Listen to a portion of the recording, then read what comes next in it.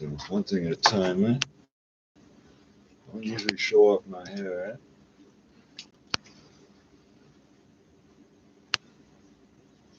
Oh, fuck, I gotta shave this shit off, eh?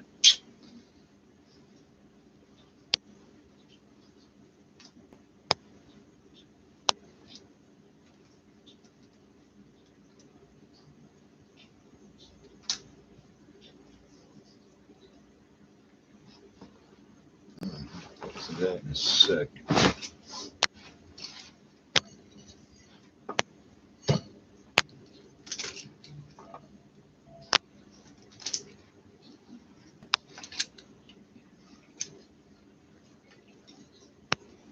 Fuck letting it dry, man. I want people to see my hair, man.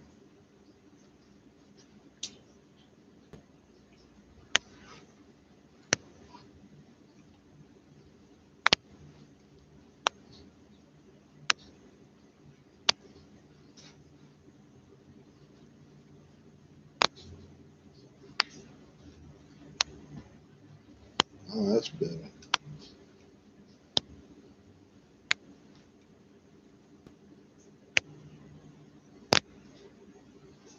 All right, what do I got up here? I got sunshine in a bag.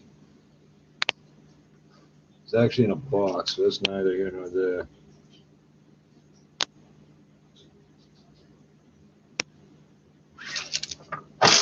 Motherfucker, what was that?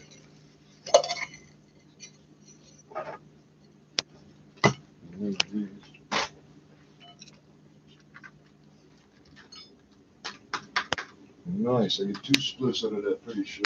Pretty sure. Oh, that's crazy.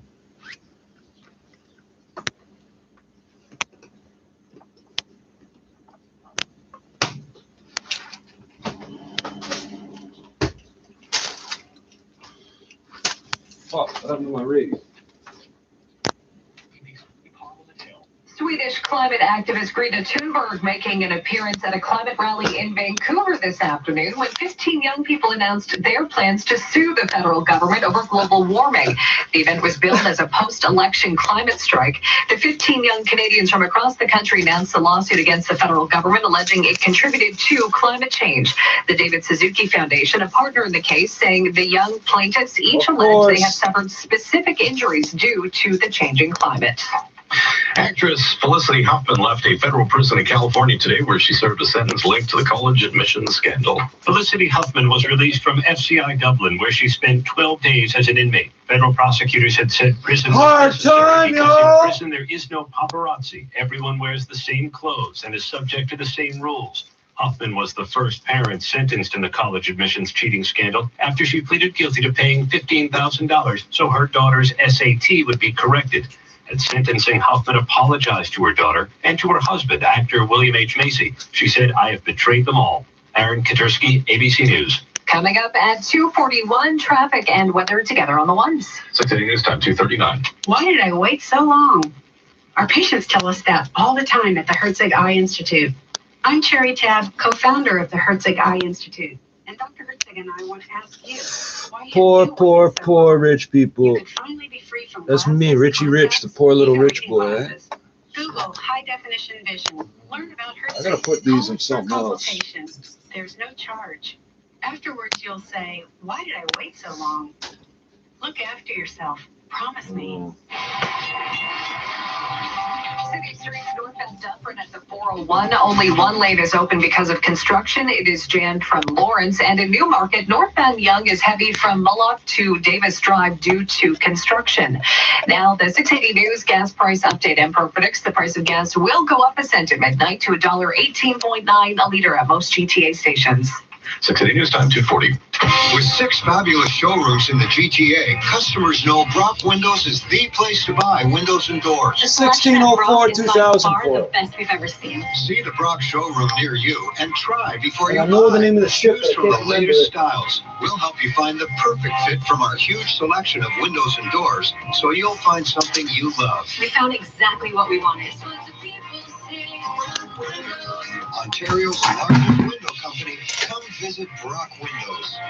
I am the greatest pothole to ever rule this country road. Your attempts to fix me have been futile. This season I am bigger, badder, and I will ruin your scenic fall adventure. Every vehicle will bow before me. Even you, Subaru, with your fancy standard symmetrical full-time all-wheel drive. Even you will not evade this pothole. Drive your Subaru with your high and mighty ground clearance. Just you wait. I will get deeper. Adventure standard at your local that's my Subaru line. dealer. Hurry in for lease and finance rates from 0.5%. 680 News Time 241. Time for traffic and weather together. On the ones, here's Carrie Frenskus. This report is brought to you by Rexall Pharmacy Group. Eastbound on the 401, both of our problems have cleared. At Allen and the Express, all lanes getting through, and at the 412, all lanes getting through there as well. You're going to find a slow go eastbound 401 from Winston Churchill to Mavis, again from the 427 to Weston, Express and Collectors. Extend busy all the way actually to about the Allen and the Express now, but only slow through to Kiel if you're in the Collectors. And then traveling into the Durham region, a slow go from approaching Westney to the 412. Westbound on the 401, all lanes open at the 412 as well, but it's still busy from Thixon to the 412. And then westbound 401 still going across the city from Kennedy, alternately Express and Collectors to Avenue Road. Another delay as you head through the Allen and the Express. Then it's busy from the 400 Express and Collectors to Dixon, and pretty typical into Mississauga from the 410 Express and Collectors on and off to Trafalgar Road. Watch out for debris if you're on the northbound 400 north of Highway 88. In the left lane, we have reports of a tonneau cover. And we also have reports of debris northbound DVP north of the Gardner in the center lane. I spoke with Toronto Transportation. They're on their way to pick it up. They should be there by now if they haven't already picked that up. But be careful again on the northbound DVP north of the Gardner in the center lane. As for delays on the northbound Don Valley Parkway, it's heavy approaching Bloor to north of Lawrence. Northbound on the 404, that's filling in from the 407 to north of 16th Avenue. Westbound on the Gardner, it's jammed from the DVP to west of Strawn. Another delay building from Park Lawn to the 427, and westbound QEW is backed up from the 427 to Huron, Ontario, and again from Ford Drive to Trafalgar, starting to fill in westbound QEW from Burloak to west of Guelph Line. You probably have a reason you can't get sick this flu season. Protect yourself and your loved ones. Get your flu shot at Rexall today. Visit Rexall.ca for details. And now with the forecast, here's Jill Taylor. A cloudy day for us with the guaranteed high 12 degrees for tonight. Partly cloudy down till +1. We'll start with sunshine tomorrow and then rain moves in Saturday night. It'll stay with us through Sunday morning. 25 to 30 millimeters of rain. 10 degrees tomorrow, up to 16 on Sunday. Rather warm but windy with that rain tapering to showers. For today, the guaranteed high 12. Cloudy skies in downtown Toronto and 12 degrees. 680 News Time 243. Now, the 680 News Market Minute live from the Business Center. Carl Bye. Varnish. Happy Friday, Lauren James. Seems to be a happy Friday for North American markets as investors pull over more earnings, and they're getting some U.S.-China trade optimism today. There is talk from the U.S. Trade Representative's office that both sides are making progress towards that partial deal, and hopefully both leaders for the countries could be signing it as soon as next month. With the TSX up by 35 points, 16,404. Stateside, the Dow higher by 140 points. And we could see a three-day rally for the S&P and NASDAQ. NASDAQ climbing 45 points. S&P's up by 11 at 3,021. It's only a few points off from its record closing high. We'll see what happens here. Gold rose 60 cents, finishing at 1,505, higher for a third day in a row. Looking to be a four-day rally for oil, higher by 43 cents to 56.66 a barrel. And the Canadian dollar higher by 4/100ths of a cent, 76.55 cents U.S. At the Business Center, I'm Carl Garnash. Hello, Christy. The Braystone Paddocks. Hello, bees. The Braystone Apiary. Hello, skaters. The Braystone Skating Pond. Hello, trees. The Braystone Forest. Good night, stars. And Starfall Observatory. With farmhouse architecture and remarkable amenities like a sugar shack, farm, acres of woods and trails, and nights full of stars. Braystone, the country estate rethought. Visit BRAEstone.ca. This garage really needs a makeover. Yeah, it's a total mess. How about How about a new car? We could paint New car? Jesus. Sounds like you want a new car. Don't miss Toyota's How Get In and Go stereotypical Bag. is that, $500 eh? winter tire or vehicle cash credit when you buy or lease a qualifying new Toyota. Lease the all-new 2020 Corolla L for as low as $57 weekly at 3.79% APR for 52 months with $0 down, or finance at 0.99% APR for 36 months. Visit your local Ontario Toyota dealer or getyourtoyota.ca. Some conditions apply. This is All News Radio, 680 News. Overcast and 11 degrees. Good afternoon from the 680 News Broadcast Center in downtown Toronto. I'm Laura Carney. And I'm James Monroe. Here's what's making news right now. Amid the growing health concerns surrounding vaping, the health minister says the province will ban the promotion of vaping products in convenience stores and gas stations. That ban will come into effect January 1st.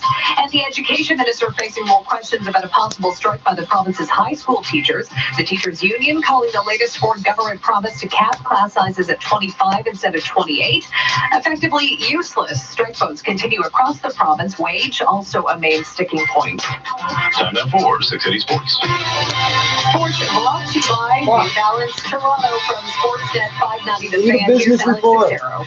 And Laura, tonight the Raptors may be switching more on defense than they usually do. You just said more. Have been good at punching it inside against mismatches with multiple players, right? You know, they'll Brown, they'll use Smart, they'll use Tatum, they'll use a lot of guys when they see a mismatch and try to jam it in there. Yeah, there's Raptors head coach Nick Nurse, who says Fred VanVleet will play against the Celtics tonight. Tip-off from the TD Garden at 7. We'll see if the Leafs can put together a complete 60 minutes. Toronto looks to get back in the win column when hosting Patrick Marleau and the San Jose Sharks, 7 o'clock on Sportsnet 590 The Fan and Sportsnet 1.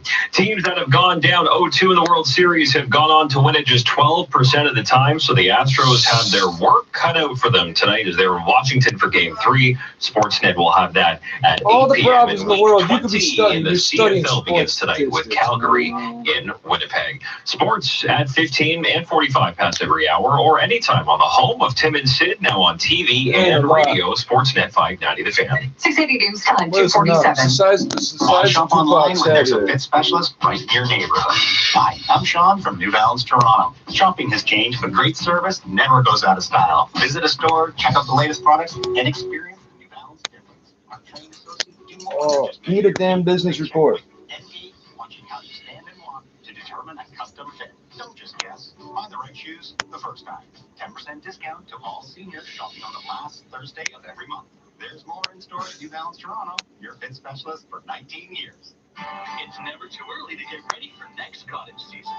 Visit 250 exhibitors and shop for new toys at the Fall Cottage Life Show. Join me, the Cottage Coach, to learn some DIY tricks and drop by the Cottage Life booth for an exclusive sneak peek of Life Below Zero Canada, premiering on Cottage Life this March. See you at the Fall Cottage Life Show, on now at the International Center, Mississauga. For more information, visit cottagelife.com/shows. This health report is brought to you by Cold Drops. One drop for temporary relief of sore throat and nasal congestion. Cold drops. Cold drops are available at Metro pharmacies near you. This product may not be right for you. Always read and follow the label. 680 News Time, 248. Good news for those seeking childcare across the province. Education Minister Stephen Lecce announcing more than 19,000 licensed childcare spaces were created in 2018-2019, combining both public and private sectors.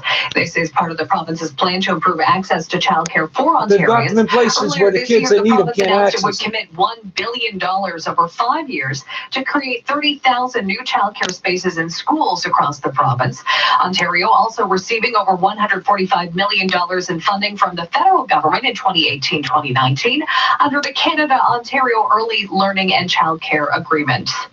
A third of American children are not getting enough sleep. 34% of kids aged 6 to 17 aren't getting enough sleep, and it could be affecting their school performance and social behavior. A Brown University report, which surveyed more than 49,000 parent and caregivers, found lack of sleep increased chances that kids would be less curious about learning new things, finishing tasks, or staying calm when faced with a challenge. Insufficient sleep among the kids also had a correlation with lower parental education, poverty, and increased digital media use. Sufficient sleep is defined as 8 to 9 hours or more on a weeknight. Unihan, ABC News. Coming up in 60 seconds, traffic and your extended forecast. 680 News Time, 250.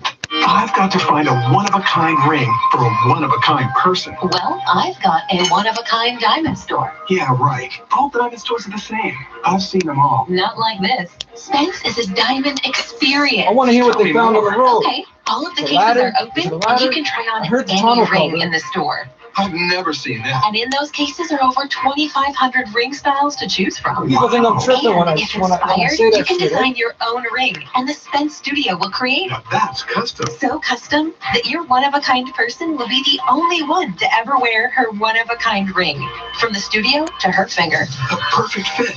At a perfect price. You can Like the choose guy at the jewelry shop artisan-created and trying it diamonds. on, They're man. 33% bigger than a mined diamond of equal price. And with Spence's financing options, that one-of-a-kind diamond fits your one-of-a-kind budget.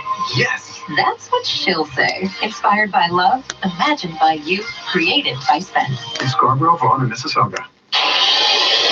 Time 2:51. Time for traffic and weather together. On the ones, here's Carrie Frunskis. This report is brought to you by IA Clarington Investments. If you're traveling the northbound 400, watch out north of Highway 88 in the left lane. We had reports of a tonneau cover. I've notified MTO about that. They are on the way to pick it up, so use extra caution in the meantime. Again, that's northbound 400, north of Highway 88 in the left lane. As for delays northbound 400, it's getting busy from Rutherford to north of Major Mackenzie, but beyond that, it looks okay. Northbound on the Don Valley Parkway, that's a slow go as you approach Bloor to north of Lawrence, and a busy drive on the northbound 404. Delays are building from the 407 to north of 16th Avenue. Westbound on the 401, a slow go from Stevenson to west of Dixon, then delays across the city from Warden to Avenue Road, alternately express and collectors. Another delay from the Allen to Kiel in the express, and then it's busy from the 400 express and collectors to Dixon. Into Mississauga, westbound 401 already backed up from the 410 express and collectors to Trafalgar Road, just a minor break west of Mavis. Eastbound 401, that's slow from Winston Churchill to Mavis, then delays across the city from the 427 to east of Kiel express and collectors. Also busy eastbound 401 from Brock Road to the 412. If you're traveling the southbound 404 Don Valley Parkway, just a minor delay approaching the 401 ramps. Westbound on the Gardner, that's busy from the DVP to west of Strawn, picks up for a stretch and slows again from Park Lawn to the 427. Westbound on the Lakeshore, really heavy this afternoon from Parkside to Windermere. And delays on the westbound QEW from the 427 to here, Ontario, from Ford Drive to Trafalgar, and from Burloak to Brant. And I had a call from a traffic spotter in town at the intersection of Royal York and Dixon. That's partially blocked with a crash, so expect heavy delays in all directions. IA Clarington, where they believe in the value of active management to navigate today's complex markets. Visit iaclarington.com. And now with the extended forecast, here's Jill Taylor. Quite a bit of cloud around for us today. The guaranteed high 12 degrees for tonight, partly cloudy and a low near +1. If you have outdoor work to do tomorrow, do it in the first half of Saturday. We've got increasing cloud. Rain moves in around 8 or 9 o'clock tomorrow night with a gusty wind, the high 10 degrees. Sunday, rain in the morning will taper to showers for the afternoon, a gusty wind. It's warm, windy, wet Sunday, a high 16. For Monday, sunny and 14. For today, the guaranteed high 12. Right now downtown, it's cloudy and 11 degrees, overcast and 12 degrees at Pearson.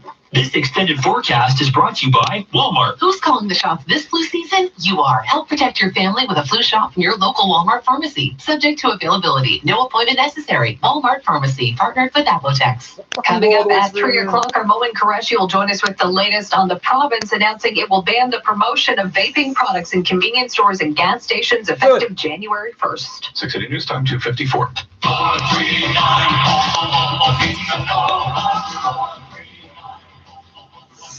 These kids today don't know that it's illegal to advertise cigarettes. They don't know that. So they go to the store, they see advertisements for vaping all the time. They never see cigarettes except in somebody's pocket. And with fucking shit like this, they think this shit's illegal. They think that cigarette dealing is the fucking way to make money out on the street these days. They don't even know, man. So they think vaping is safe. It's advertised in all the stores. It's not a dirty plant with chemicals on it. It's a clean synthetic, right? Right? Breaking news, traffic and weather. This is 680 News. It is the last Friday of October. Colin Robertson taking a look at what's happening in the GTA. Look at this. Am I go record Everything. What ain't happening? Party song. Field of Screams is happening at Left Field Brewery. Spooky, scary. Spooky starts at 7. Ripley's Aquarium is hosting Dark Waters. Scary starts at 8. I know a fair amount about fine food and drink. This is a white. And Mayflowers on St. Clair has wine and calligraphy. It runs from 7 to 9:30. Colin Robertson. Is that why the letters look all Coming fucked up up in and hard to 60 read? seconds, we'll check in with Carl Garnish at the 680 Business Center. 680 News Time, 2:55. Your garage is full of stuff, and stuff is just another name for junk. 1-800-GOT-JUNK can be there in just 90 minutes, and we work until midnight, 7 days a week. Now get out your pointing finger. Use it to dial the phone. And park tonight in a clean garage. We've cleaned lots of garages for just $199. A really big, really messy garage. I'd be $1 or $200 more. That's a cheap price to pay for a clean garage. By not having a remote for this, I'm saving the batteries from the landfill and I'm getting exercise, you know. 1-800-GOT-JUNK.com. Royal Lighting's 8-page fall lighting sale flyer is hot off the press and loaded with incredible savings on hundreds of chandeliers, floor and table lamps, ceiling fixtures, vanity lighting. Hexocorp is in the news again. Visit Royal Lighting's huge midtown showroom and let our You get your financing out of the Caribbean and you call it Hex. Oh, what? People are fucking stupid. Save big on lighting you'll love. On sale now at Royal Lighting, 1549 Avenue Road, north of Lawrence. 2:56. Time now for the business reports. Good afternoon, Carl Garnish. Good afternoon, Laura. We've been hearing a lot about Boeing 737 MAX jet recently, and now more information is out about the deadly Lion Air crash involving the plane. According to reports, Indonesian investigators found a number of problems and missteps in connection with last year's crash, including design flaws in the MAX, certification failures by the U.S. Aviation Administration, as well as MAX, you gotta call it by a cool name, eh? The National Transportation Safety Committee listing its findings, and it did focus on the jet's flight control feature, which was also implicated in the Ethiopian Airlines crash in March, while also recommending fixes to Boeing, Lion Air, and aviation authorities in both the U.S. and Indonesia.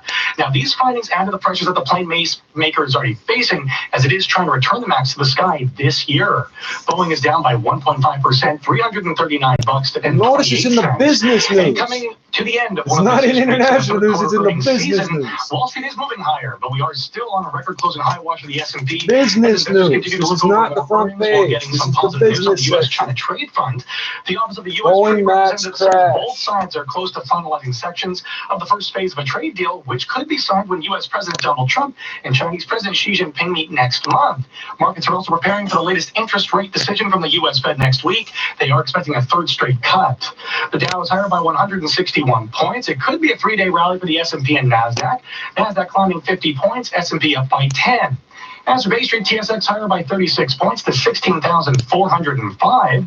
We're watching shares of Tech Resources higher by 3.9%, $21.77 on Bay, getting a price target cut from RBC Capital, and this comes a day after the company announced hundreds of job cuts and reported a drop in third quarter profit. Gold rose 60 cents, finishing at $1,505. It's higher for a third day in a row, and it's a four-day rally for oil, up 43 cents, closing at $56.66 a barrel. Canadian dollar up by 0.06 of a cent to 76.57 cents U.S.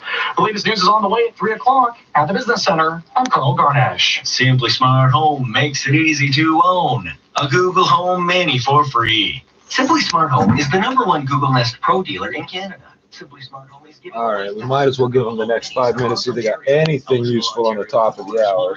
One free Google Home Mini per household. Supplies are limited. Visit It's always a ladder, a tonneau cover, a carpet, a mattress.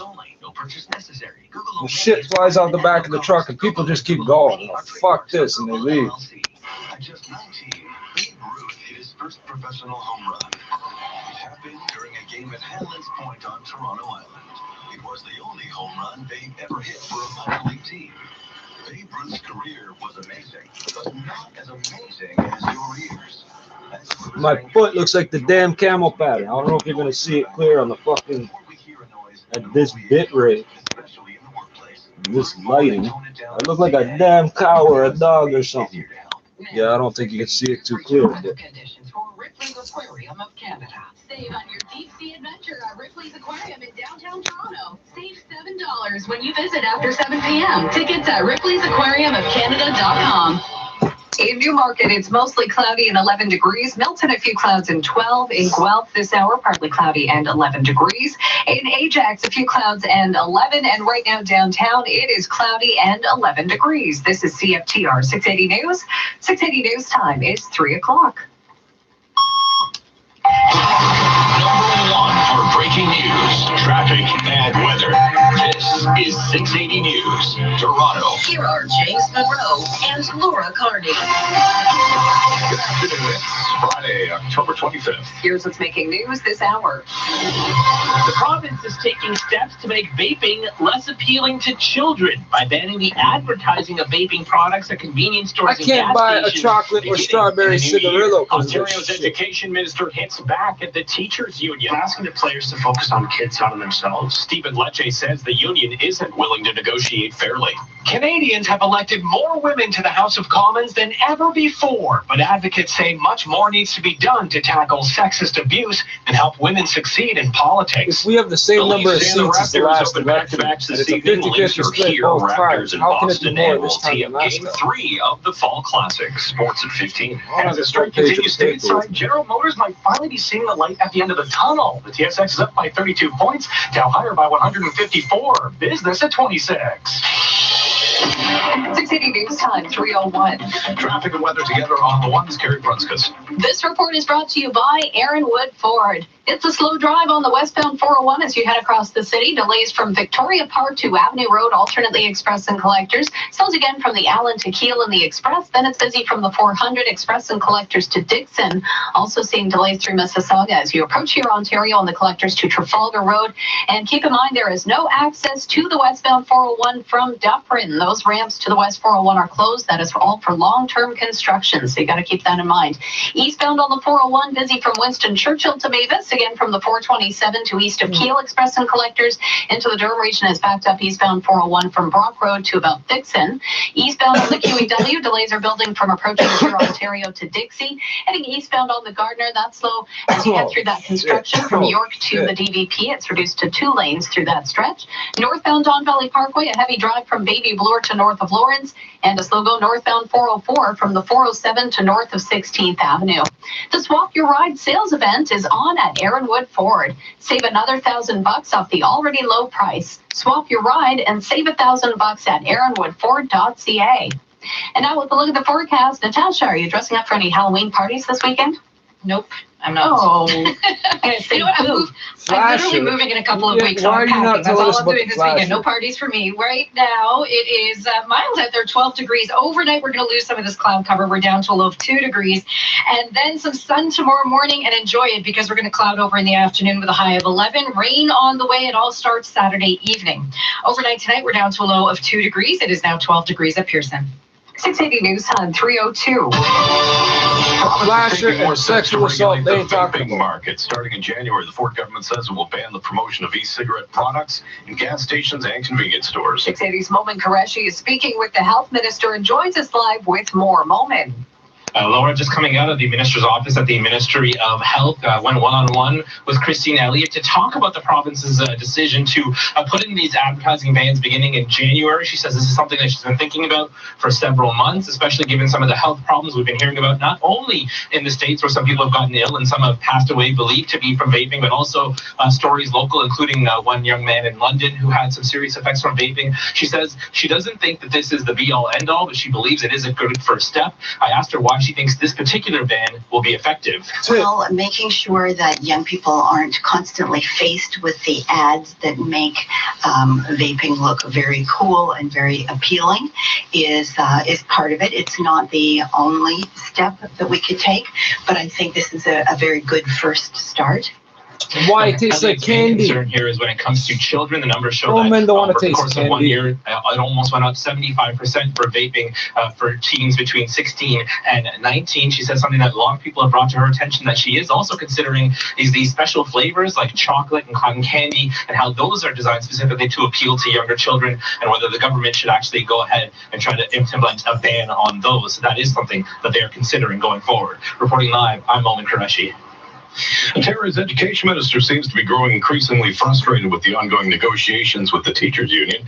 680's Storm McGinn has more from Stephen Lecce and how the union is responding. After their latest effort to backtrack on the increased class sizes, Education Minister Stephen Lecce and the Ford government seem to be losing their patience. We have to be reasonable. The part of the ebb and flow of this negotiation is every party has to have some flexibility, and so far it is so deeply one-sided. It was yesterday, President of the Teachers Union, Harvey Bischoff, said there was no upside to the latest offer brought brought to the table from the Ford government because it allowed class sizes to actually grow indefinitely. But today, Bischoff tells me he understands why the education minister needs to fire back in these negotiations. He's in a very difficult position as long as he's promoting, the Doug Ford approach to education. Lecce says the teachers' union continues to move closer to possible strike action, but still each side on their own saying they do actually want to find a deal that's best for the students. I'm Stuart McGinn.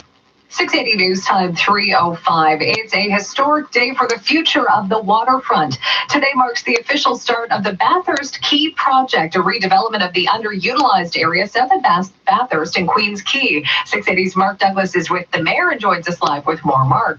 Well, Laura, they had not quite a groundbreaking ceremony, more like a chain link fence pull down ceremony here. But regardless, construction can now begin on a $15 million renovation focusing on the old Canada malting silos down here at the bottom of Bathurst Street. Mayor John Tory celebrating the transformation of this frankly ugly gray monolithic building. It is a heritage eyesore, and it's a part of our history. But yeah, it's an eyesore. It's not a great thing to look at. The area is not welcoming to people. There's fences and there's old derelict buildings, and so this is going to bring it all to life. And in just 2 years, the new life in this space will include parks, waterfront trails, a historic center for the Ireland Park next door. The silos building itself will not be torn down, though. It is a heritage property, but it will be transformed, and its vast interior put to good use. Possibilities range from art studio spaces to even a climbing wall gym. On the waterfront, I'm Mark Douglas. Paintball. This portion of the news brought to you by Sleep Country. We have updates on the police investigation into an alleged kidnapping involving a mother and her toddler in Scarborough.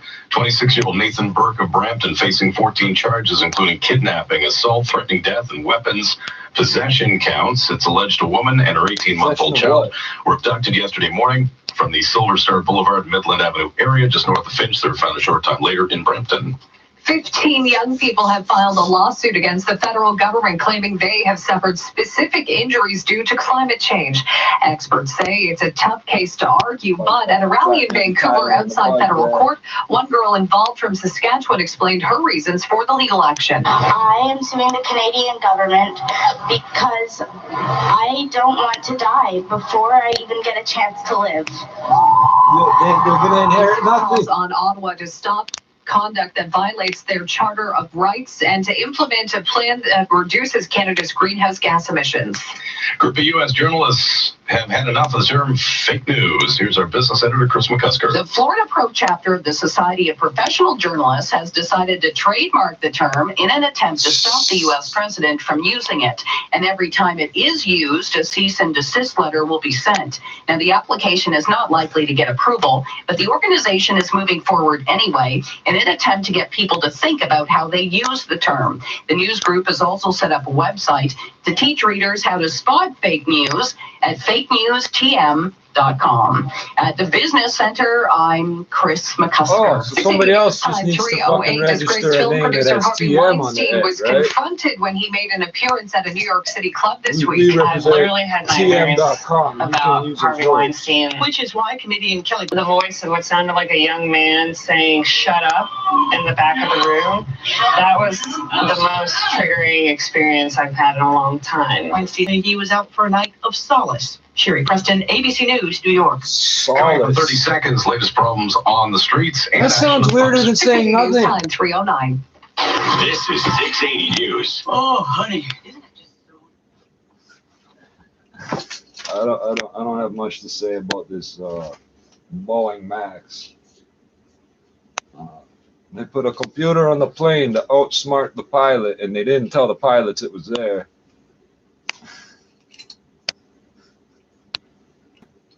There's a term, gremlins, from World War II. They get into the planes and they make bad things happen. Or maybe the term probably comes from before that. But Hexocore. This is today. This is yesterday, so.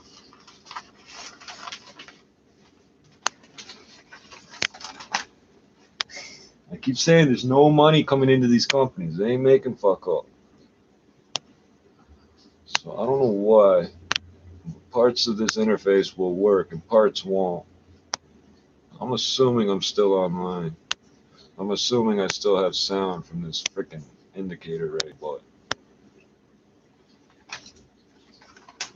I heard the word sexual assault and the internet cut up. So Hexo gets $70 million in private placement. And the focus is going to be on the stock price. Watch. Shares of Hexo Corp rose Wednesday following news the cannabis firm would be raising money through a $70 million private placement of debentures led by a number of investors, including company CEO and co-founder Sebastian St. Louis. Hexo also announced that it would push back its earning release by 4 days to October 28th in light of the financing and, quote, additional time required to finalize year-end filings, end quote. Hexo stock was halted for just under an hour on Wednesday prior to the news. Things like that are not. That means you cannot sell it or buy it at that time. So if the thing tanks, you're stuck holding the bag. It's like hot potato.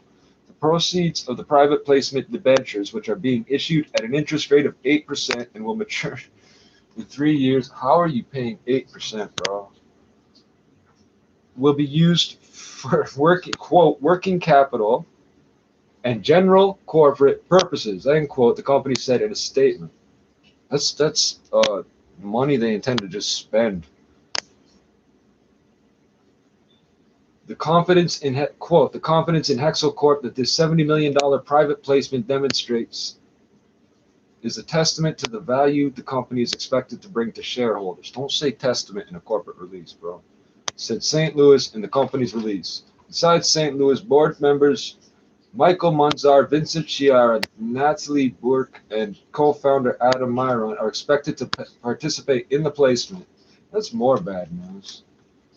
All the money's coming in from the people on the board, purchasing approximately $8.67 million of the debentures. So like $600,000 a year, some shit. It is unclear, given the private nature of the deal, who else is part of the raise. The Gatineau, Quebec-based licensed producer has seen its stock plunge 35% over the past few weeks after reducing its revenue guidance for their most recently completed quarter. This is the fucking company that ends their quarters on like the 2nd, 5th, 8th, and 11th month or some shit. And withdrawing its forecast for the upcoming year. The shares rose 3.5% to close at $3.51 in Toronto on Wednesday. So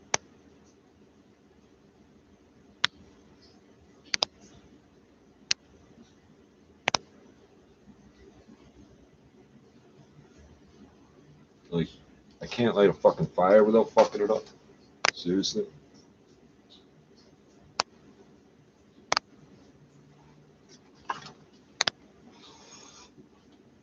So it dropped 35% and went back 3.5%. That's not 10% of 35%. It's 3.5% of the smaller number. So it's a lot less than 1/10 of what it dropped. It's nowhere near coming back up to where it was at. They don't explain that here. It's exponential math. Hexo had previously forecast revenue of $26 million for the quarter ending July 31st. 7, 10, 1, and 4. The quarter ending July 31st, 2019, revenue, not profit, but cut that assessment by 40% to 14.5 to 16.5 million in early October. When's their fucking year end? It also withdrew its full year 2020 projection of $400 million in revenue, attributing the move to delayed store rollouts and price pressure. Price pressure. Yeah, they're charging more money for crap, and it's not equivalent to what's growing out in the woods. It's not. If they started selling, you know, like fucking Tennessee state legal moonshine, you wouldn't fucking buy it, would you?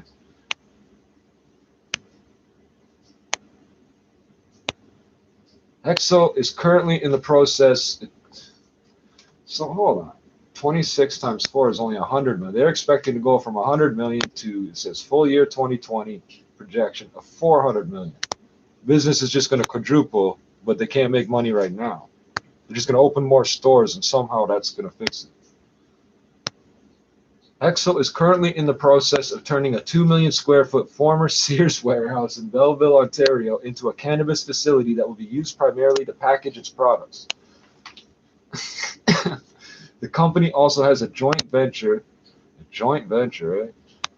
It's Truss Brewing Company, that's a shitty name, with multinational brewing giant Molson Coors, and is aiming to introduce 7 new CBD-infused beverages to the Canadian market come December.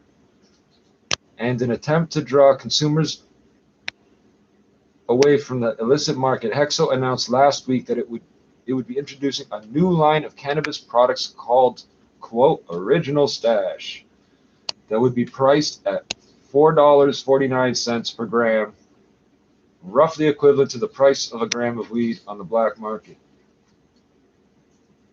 Really?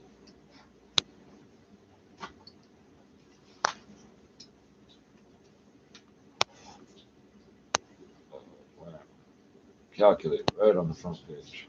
449 times 113.35 equals. Really? Oh, I should have done it times 28. Here, divide by 4. $127 an ounce. So what's wrong with it? That's what the fucking price of their top end shit should be. They're 17.9% THC fucking garbage. One investment firm analyst who asked not to be named described the decision to delay the release of the company's earnings as, quote, unusual. This is not a reason to push back your earnings call. They are already reporting very close to the 90-day allotment period. All you have to do to report this raise in your financials is copy and paste the press release into a note called subsequent events, the analyst said. Really? Thanks for explaining that. Note to self. Okay. Michael Miller, an independent financial consultant who was formerly with cannabis company White Sheep Corp. White Sheep? What kind of message are you sending? Said he did not find anything unusual about HEXO's release except the emphasis company CEO of St. Louis made on the 1-year anti-dilution feature in the deal, which basically reassures shareholders that their stock will not be diluted for at least another year. What? That does sound unusual. Quote, cannabis retail investors are nervous about dilution because that's been a feature of this industry's equity for so long, and management is trying to reassure them on that, he said. Miller also said the postponement of the earnings call was probably just a case of management wanting to be, quote, very prepared, end quote, given the current investor sentiment toward Canadian cannabis companies.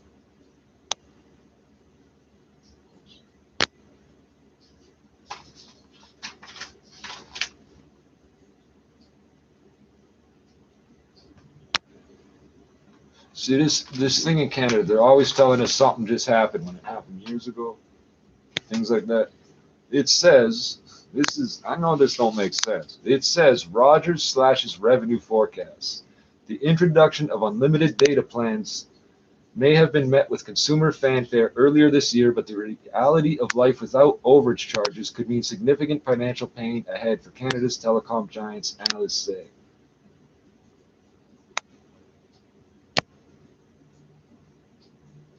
And what could be a sign of things to come for the sector? Rogers Communications Inc. on Wednesday cut its full-year revenue guidance and adjusted EBITDA forecasts, in part blaming the rapid adoption of the unlimited plans.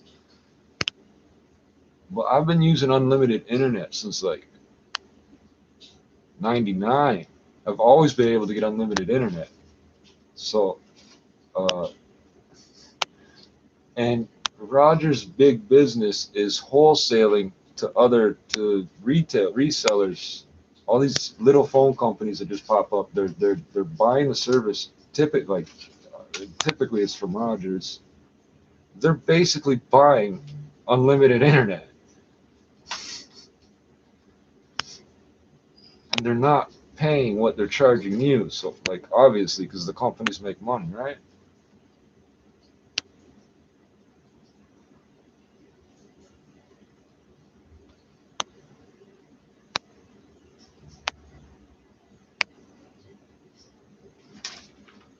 I could have sworn Kudo had this fucking years ago, or Earlier this year, Rogers BCE Inc. and TELUS Corp announced new plans which would offer customers unlimited data beginning at $75 per month.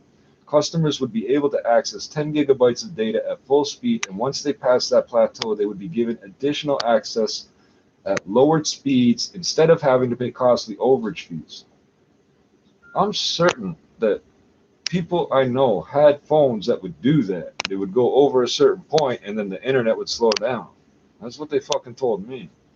But this is Canada, so they just make shit up all the time. The reason they're losing money this year is something that's been available for fucking years. So that I've got pictures of this building. The wires for the cable don't go through the building. They're hanging. They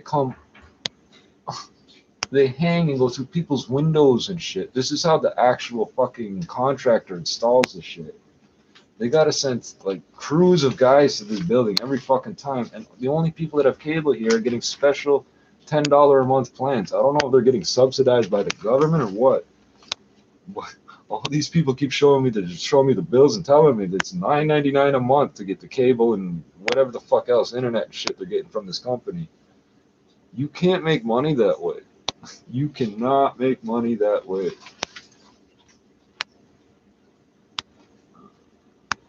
Wednesday shares closed more than 8% down at $61, bringing the stock's year-to-date losses to more than 12%. Bell and TELUS each saw declines of more than 4%, but both remain positive for the year. Out of what, they think they're going to make money? They saw declines of 4%.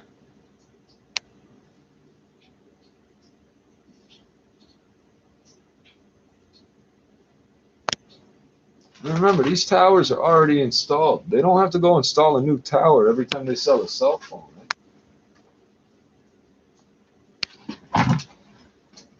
To one lane for construction. Traffic is barely moving from Lawrence, and also the Dufferin ramps to the westbound 401. They remain closed. That's for long-term construction. Did you know that driving at a consistent speed reduces harmful emissions? 108 metric tons of CO2 are saved each year by drivers using 407 ETR. And now with the forecast, here's Natasha Ramsahai.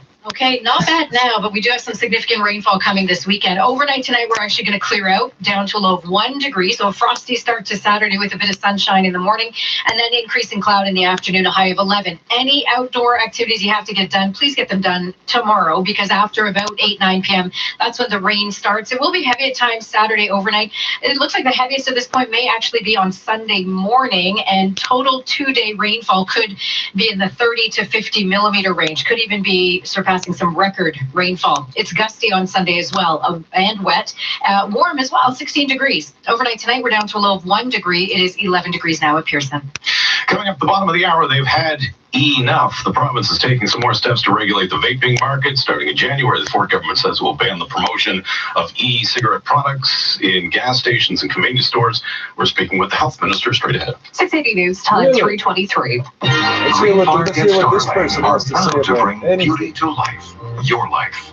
Welcome to Mountain View Heights, an oasis community in beautiful escarpment country, featuring modern singles in the heart of Watertown. So I didn't think about this ever fucking happening, but apparently I washed all the fucking scabs off my leg ulcers and they're all fucking open.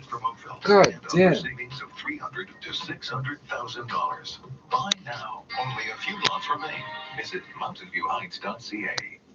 At 680 News, we know weather. And we guarantee it. If we're off by more than 3 degrees, Hundreds of these fucking things, man.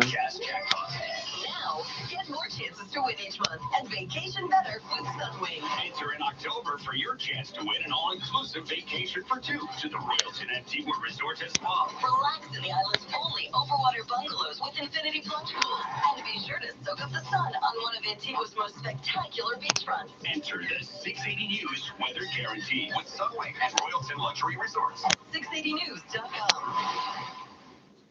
This portion of the news brought to you by Memphis. Coming up in 60 seconds, the S&P flirting with a record-closing high. 680 News Time, 3:25. Here's to Toronto, to the early risers, to the commuters, to the go-getters. Here's to the innovators, the trendsetters, and the people that believe. Well, what are you selling, buddy? Here's to downtown, midtown, and uptown. Here's to those that work hard every day. Here's to the many that never accept second best. Megas. It's a sale so big, so incredible. That's some brainwashing shit, eh? That's like a fucking code word for Aero later, eh? Furniture's 50th anniversary event. And to celebrate, you'll find amazing anniversary specials on great furniture store-wide and save up to 50% off select items throughout the store. Plus, don't pay for 1 whole year and pay no interest for 1 whole year OAC. Come join the party and save big. Aero Furniture's 50th anniversary event at all 4 locations in the GTA. Find out more at aerofurniture.com. That's aerofurniture.com. 680 News Time, 326. That's the City Business Report brought to you by Interact. Here's Carl. James, we keep hearing it. General Motors strike stateside is continuing. It's been weeks and weeks, but it seems that we could finally nearing the close on this. Reports claim striking workers at GM's SUV plant in Arlington, Texas have approved of the new contract with the company, which is adding to the likelihood that the deal is going to be ratified. Now, Arlington is United Auto Workers Union's largest local, representing more than 5,000 people. Now, some are curious if the deal is actually going to be reached today. The UAW website telling members to check back later to find out when they return to work. So we'll see what happens here. GM, which trades in the U.S., is up by 2.6% to $36.75. And with the closing bell around the corner, it is looking to be a winning day for Bay and Wall Street as a busy week of third quarter earnings season draws to a close, and investors are also digesting today some U.S.-China trade optimism. According to the Office of the U.S. Trade Representative, both countries are close to finalizing sections of the first phase of a trade deal. With the TSX up by 34 points to 16,404, watching shares of Husky Energy higher by 3.9%, $9.25, as Raymond James and TD Securities maintain their ratings on the stock after third quarter earnings dropped nearly 50%. And however, TD did cut its price target on the stock. It is a 4-day rally for oil since we're looking at the energy sector. Oil up 43 cents, closing at $56.66 a barrel, seeing a weekly gain over 5%. Baker Hughes reporting that the number of active U.S. rigs drilling for oil saw a weekly drop of 17 to 696. In Canada, the oil and gas rig count saw a weekly gain of 4 to 147. Canadian crude index today higher by 16 cents to finish about $39 a barrel. We have the Canadian dollar higher by 3/100ths of a cent, 76.54 cents U.S. And economists are preparing for the latest interest rate decision from the Bank of Canada next week. Higher for a third straight day, gold rose 60 cents, finishing at $1,505. Stateside, we are on record closing high watch for the S&P. Could also be a 3-day rally for the S&P and NASDAQ. S&P up by 11 points, 3,021, just a few points off. The NASDAQ higher by 52 points, a jump of 0.6% to 8,238.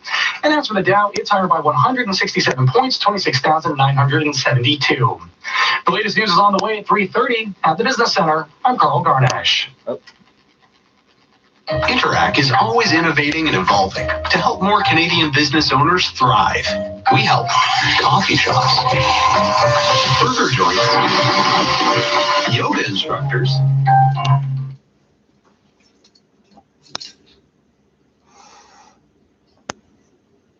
Swear to God.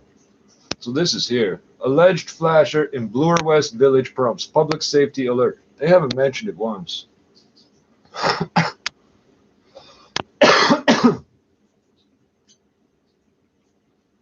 Oh, shit. Oh, shit. Toronto police have issued a public safety alert about a late-night flasher in Bloor West Village.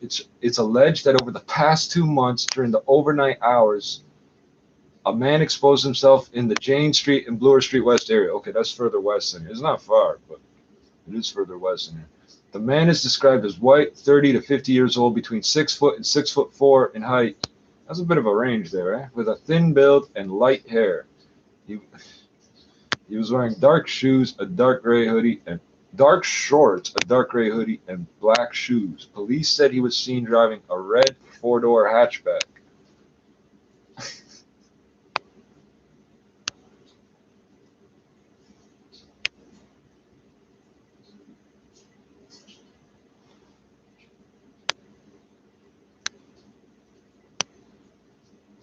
And there's bad jokes in the comments. News in Toronto. This is 680 News. Here are James Monroe and Laura Carney. Good afternoon. This is Friday, October October 25th. Here's what's making news right now. The province bans vaping advertising at convenience stores and gas stations. This is the first step. I go one-on-one with the Minister of Health to talk about the decision. A $15 million renovation project will transform one of the more noticeable sites on Toronto's waterfront. Not only an eyesore, an unfortunate armpit. Umbrellas at the ready if you've got any late night activities planned this weekend, with a significant amount of rain expected overnight Saturday and continuing into Sunday morning.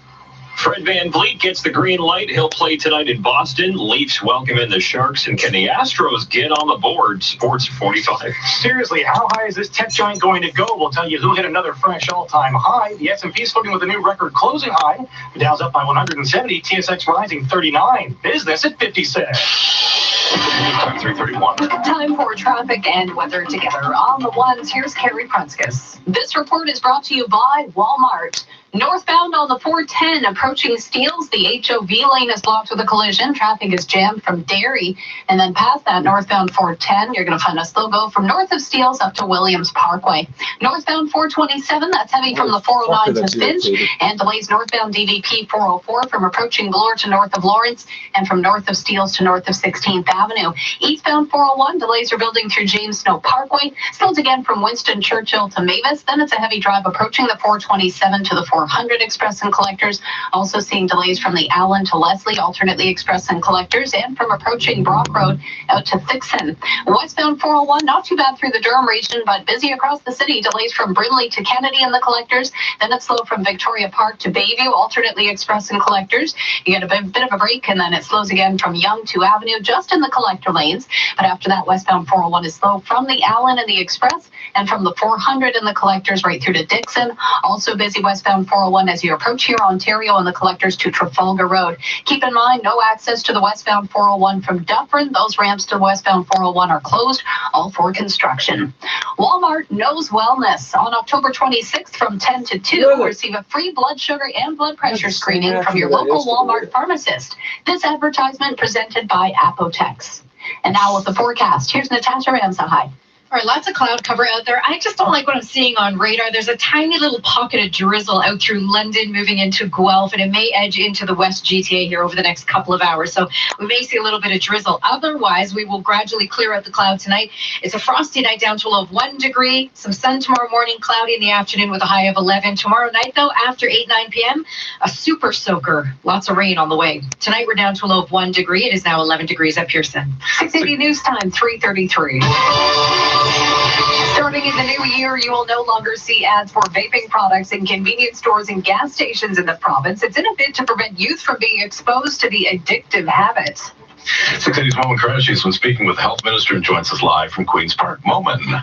James got a chance to go one-on-one with Health Minister Christine Elliott to talk about the province's decision to ban advertising, vaping-related advertising inside convenience stores and gas stations beginning in January. Now, Elliott says that this is something that she herself has been thinking about for several months, especially as word came down of several illnesses and deaths in the States, and even here in Canada, some illnesses that were believed to be connected to vaping. So she said that they had to take the step, and their particular concern is of young people vaping. They say that in 1 year, the numbers went up almost 75% for kids between the ages of 16 and 19 taking up vaping. And Elliott relates this basically to the way that we looked at smoking previously. She says in the past, we didn't think smoking was that bad. Many young people in the 1940s and 50s took up smoking because it was seen as being cool, but had no idea of the health-related problems associated with it. Vaping may well be very similar to that in that we don't know the long-term effects yet, but we need to figure them out. Now, she says this is a good first step, but there is a lot more to come. They're still doing consultations. One thing that is being considered is potentially banning some of those specialty flavors like chocolate and cotton candy. Those flavors really are targeted at young people, and that has been suggested to me by a number of experts as another area that we should seriously consider. Reporting live at Queen's Park, I'm Owen Qureshi. 680 News Time 3:34. There's no end in sight in the ongoing battle between the Ford government and the province's teachers union. 680's Stuart McGinn has more. The teachers union called the latest Ford government promise to cap class sizes at 25 instead of 28 effectively useless today. Once again, pushing his agenda through the media, Education Minister Stephen Lecce called on the union to come to the table, actually willing to compromise. I have been very reasonable. I expanded our menu with QB. I've expanded it with the teachers. I'm doing everything I can to keep children in the class, but it requires two to tango. Union President Harvey Bischoff tells me they're continually offering creative solutions here to try and reach an agreement. I know that because I'm at the table. I haven't seen the minister anywhere nearby, so he might need a more detailed briefing than he's gotten so far. Strike votes continue for teachers across the province right now, and wage continues to be a sticking point. The union wants a 2% raise. The province only willing to give 1%. Lecce says the focus needs to be on more than compensation. I'm Stuart McGinn. 680 News Time 3:36. A special weather statement is out, calling for a significant amount of rain coming this weekend. 680's Casey Taylor joins us live with the news you can use. Casey. James, the good news is with overnight lows in the high single to double digits, it's not coming down as snow just yet, but it is going to get a little soggy with as much as 30 to 50 millimeters of rain falling Saturday night into Sunday morning. Not enough to warrant a rainfall warning, but our meteorologist Natasha Ramsahai says still significant. Tropical Depression 17 in the Gulf of Mexico right now will gradually make its way towards the Great Lakes. Now, as it moves over land, it loses its intensity, it loses all of its tropical characteristics, but it is still going to be a soaker. It'll literally turn into a fire hydrant and release a hose of moisture over the GTA. And with winds up to 60 kilometers an hour, a reminder it could reduce visibility on the roads as well as lead to some ponding and pooling. The rain should lighten up through the day on Sunday, but continue on and off through the evening. Reporting live, Casey Taylor, 680 News. 680 News Time 3:37. Shovels now officially in the ground on a major downtown redevelopment project. Mayor Tory on hand for the groundbreaking of the Bathurst Quay project. 680's Mark Douglas was there and joins us live with more. Mark. Laura, it's going to be new life for this 150-foot-tall, ugly, and decaying eyesore on the Toronto waterfront. The Canada Malting Silo building at the foot of Bathurst Street and all the land around it are getting a $15 million renovation. And yes, eyesore is a fair description. Just ask City Councillor Joe Cressy. It has been not only an eyesore, but in many ways an unfortunate armpit. Mayor John Tory at least calls it a heritage eyesore. A 2-year construction project will transform this waterfront property into parks and green space, a waterfront trail, plus a few improvements for Billy Bishop Airport. And the silos are not going to be torn down. Councillor Cressy has big ideas on how to transform them. We've seen examples from Cape Town where you have music venues and art galleries, to examples in Australia where you have rock climbing walls, to film screenings on other silos. Live from the waterfront, I'm Mark Douglas. 680 News Time 3:38. 15 young Canadians are suing the federal government, claiming they've suffered specific injuries due to climate change. Experts say it's going to be a tough case to argue. But at a rally in Vancouver outside federal court, one of the lawyers involved explains why they launched the suit. I want to be clear about what this lawsuit is ultimately about, what the end game is. And that is a credible climate recovery plan based upon the best available science. That's what we want. We don't care about compensation. We don't care about money damages. This is really just about doing the right thing. Yeah, the government has been foot dragging on the issue. Coming up at 3:41, traffic and weather together on the ones. 680 News Time 3:39. The temperature is dropping.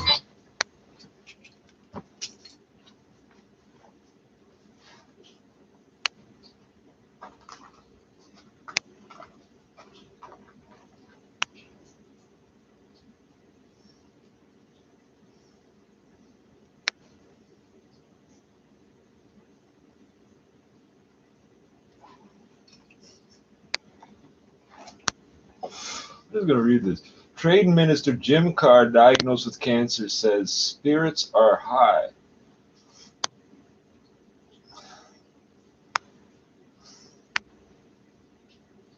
That's like the creepiest picture you could have picked of the dude, I think.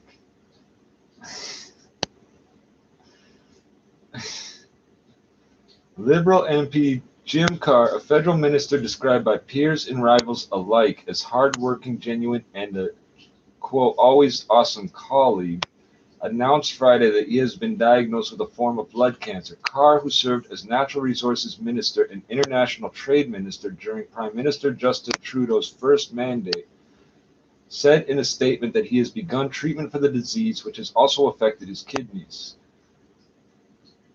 The statement said Carr has started undergoing chemotherapy and dialysis that will, quote, continue for the near future, end quote.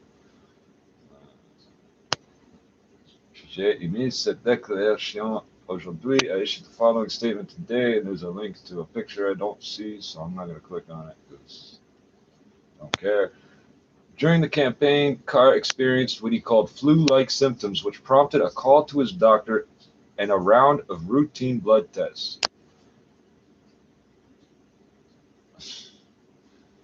Oh, yeah, they don't get nothing special, right? They just get the same shit I get. These 30 whatever fucking years, and these people can't fucking figure out sickle cell. Thank you. Thank you. As election results rolled in on Monday night, Carr handily held on to his Winnipeg riding with 45% of the vote, outpacing the runner-up by more than 13,800 ballots. His doctor ordered him to go to the hospital. The very next day, you write these awkward fucking sentences, eh? I gotta verbally say hyphen, or you don't know where the fucking... They write these awkward sentences, man. The very next day, doctors in Winnipeg diagnosed Carr with multiple myeloma, the most common type of plasma cell cancer. Is it blood cancer? Quote, I am feeling well, my spirits are high, Carr said, noting that he has already briefed Trudeau about his circumstances. Quote, I spoke to the Prime Minister and reiterated my commitment to continue serving my constituents and all Canadians. He also thanked the doctors, nurses, and staff who are providing him care, and that he and his family, quote, appreciate everyone's respect for our privacy at this time, end quote. You're a fucking public official, buddy. You can't be selective about that. Carr was first elected in 2015 as the MP for Winnipeg South Centre, and a few weeks later became Trudeau's Minister of Natural Resources. South Centre. I want to look that up. Mandated with finding new markets for Canadian oil and gas. How about Canada? Carr stick-handled the government's efforts to expand the Trans Mountain Pipeline project, which the Liberals spent $4.5 billion to buy when Kinder Morgan opted not to forge ahead, amid a heated public debate, as well as reform the country's energy regulator and environmental assessments to restore public faith in the processes. The pipeline, so far, if I remember correctly, they valued it at 500. 0.5 billion. They spent 4.5 billion. They just made $4 billion for a pipeline they didn't build. They decided not to build. They decided they couldn't make money on it, putting in $500 million. So Trudeau decided to put in 9 times that amount of money, and it doesn't exist. I'm not sure if this is the expansion or the new one, whichever one. This shit has not been built yet. It's not been. The work's not been done yet. You can't just turn it on and start making money, eh? So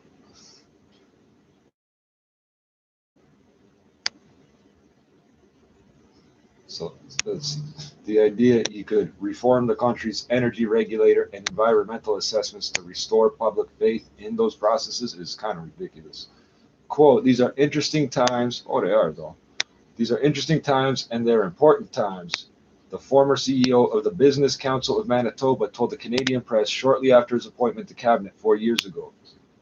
Quote, but I also chose to see them as a time of opportunity, end quote. In the summer of 2018, Trudeau shuffled Carr to oversee international trade, giving him the task of opening new doors for Canadian goods and services, deepening ties in places like Latin America, finalizing the Canada-EU Free Trade Agreement, and pulling trade talks with China out of a rut. Yeah, but then you kidnap the Huawei executive, and they kidnap back two Canadian people in China.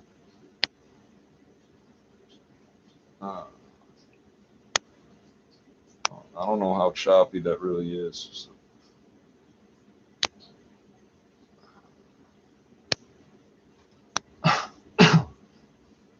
Given his performance in both files, cars seem like a lock to receive a position in Trudeau's new cabinet, which the Prime Minister plans to unveil November 20th. Jim, as you take time to focus on your health, I know you'll get through this, and you'll continue proudly serving Manitobans and Canadians, Trudeau wrote on Twitter. You have our full support, my friend. He wrote it on Twitter, so that means something, right? An estimated 3,300 Canadians will be diagnosed with the cancer this year based on statistics from the Canadian Cancer Society, and 1,550 will die from the disease. The net 5-year survival rate for multiple myeloma is 44%, the society says. From across party lines, Cars News was met with well wishes. Manitoba Premier Brian Pallister, a progressive conservative, said that, quote, all Manitobans will be in your corner, Jim. Manitoba NDP leader Wab Kinew, come back to that, wished Carr, who called Carr, quote, my MP and friend, end quote, wished the Liberal, quote, good health, adding, we are pulling for you. Quote, I have no doubt that he will face this challenge as he has others, with strength and determination, wrote Winnipeg Mayor Brian Bowman. Bowman, right? Never mind. Wab Kinew.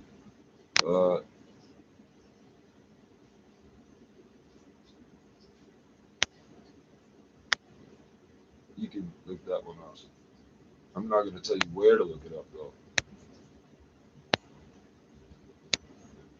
Federally conservative MP Dan Albus echoed hopes for successful treatments. Cabinet colleague Melanie Joly wrote that Carr has been, quote, a leader in many fights, and this one is another one you will win, end quote. Quote, we are all with you, wrote Catherine McKenna, who called Carr an always awesome colleague.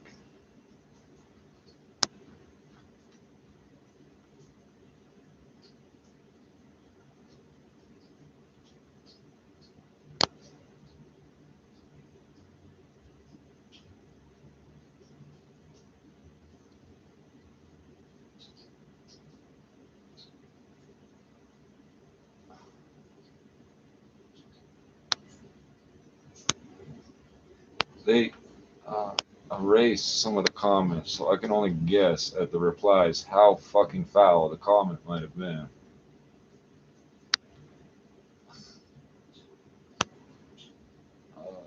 What was I gonna look up?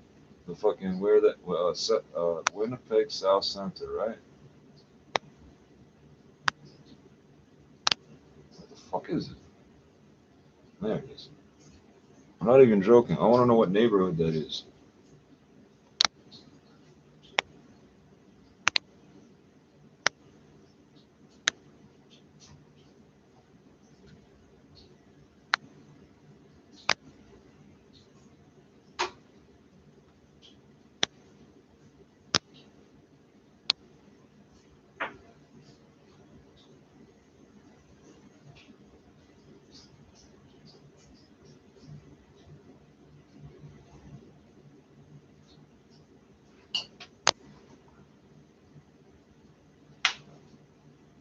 There is a page named Winnipeg South Center, so let us click on it.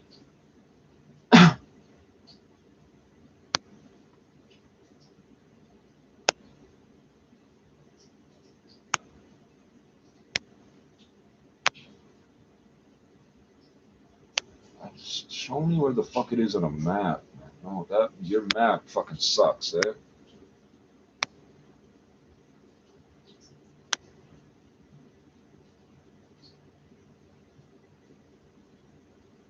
Show me another fucking map. Please tell me somebody put up another fucking map. You can't. They don't want me to know this shit, eh? Number of voters, that's great, that's great. Just tell me, like, where it is. Is there like a history section? Big fucking page.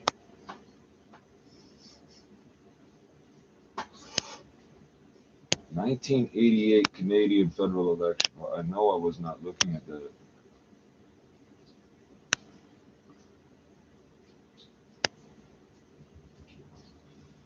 Fuck, how do I fucking go back?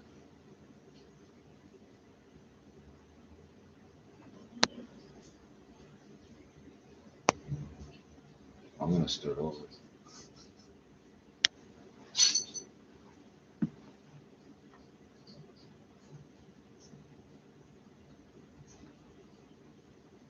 I just want to know, is this where the rich people live or the poor people live? It's literally all I want to know. I could guess by the type of, I don't know, these guys, the liberals will kiss your ass and then fucking, I got $152 or $154 or some bullshit for the Climate Action Initiative. But they want to blow up my land with whatever unregulated chemicals, literally destroying the watershed. You can watch the news. My people put guns out for that. Okay, just the first thing it shows me is Wikipedia. No, thank you. Show me a map. No, I don't want the application. Hold on.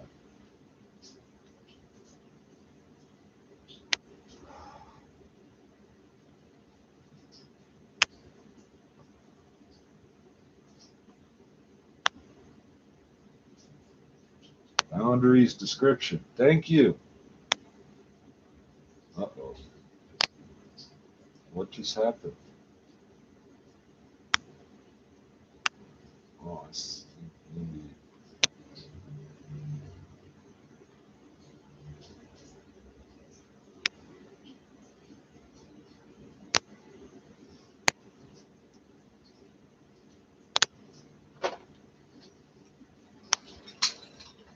To the 400 Express and Collectors, filling in from the Allen, alternately Express and Collectors to Leslie. Then you'll find a slow go as you approach Warden to Kennedy and the Collectors, and pretty busy into the Durham region from Liverpool Express and Collectors to east of Thixon. Southbound 404 Don Valley Parkway, that's filling in from south of Finch to south of York Mills, and the westbound Gardner is jammed from the DVP to west of Strawn. Brief improvement, then it slows again from Parkside right through to the 427. Westbound QEW, volume delays from the 427 to west of Huron, Ontario. Bunches up again from Ford Drive to Trafalgar Road, then busy sections from Bronte onto the 403 ramp heading into Hamilton. Update your eyewear with some cool new looks from Hakeem Optical. Save 50% on a complete pair of prescription eyeglasses. Visit HakeemOptical.ca today. And now with the extended forecast, here's Natasha Ramsahide. Okay, in for a very wet weekend here. So tonight's not bad. Maybe a slight chance of some drizzle over the next couple of hours, especially through the west end. Otherwise, we're then going to clear out the skies. It's cool tonight, down to 1 degree. We'll see some sun tomorrow morning. A pretty nice Saturday, overcast, but staying dry through the day with a high of 11 degrees. Now, rain, intense rain starts Saturday night. It actually won't be intense until Sunday morning. So rain will be continuous. Sunday morning, the heaviest will fall. It'll start tapering off to some drizzle Sunday afternoon. It's windy as well out of the southwest. Mild at 16 degrees, and then we're back into dry conditions on Monday. Just a bit of cloud in the morning with a high of 15. Tonight we're down to a low of 1 degree. It is now 11 degrees at Pearson. This extended forecast is brought to you by Walmart. Who's calling the shots this flu season? You are. Help protect your family with a flu shot in your local Walmart pharmacy. Subject to availability. No appointment necessary. Walmart Pharmacy, partnered with Apotex. Coming up at 4 o'clock, our Momin Qureshi is speaking with the Health Minister who will join us with the latest on the province's move to ban the advertising of vaping products in convenience stores and gas stations. 6 City News Time, 3:54. As a Desjardins insurance agent, I live and work in the same community, so my client might also be my plumber, my mechanic, or my jiu-jitsu instructor. Does it change things? Well, when my client jiu-jitsu instructor volunteers me to demonstrate an effective submission technique that involves him sitting on my torso while his knee is lodged firmly under my chin, it gives me peace of mind to know that he has peace of mind. At Desjardins Insurance, our agents are invested in you because they're invested in their communities. Better things beyond insurance. Visit us at DesjardinSagents.com. The 680 News Cruiser is everywhere. Live 24/7 from the streets in your neighborhood. Covering the latest breaking news, traffic, and weather. No one covers local news like 680 News. The 680 News Cruiser. Powered by Don Valley North Toyota. Breaking news, traffic, and weather. This is 680 News. Kanye West's long-awaited new album came out today. It's called Jesus is King.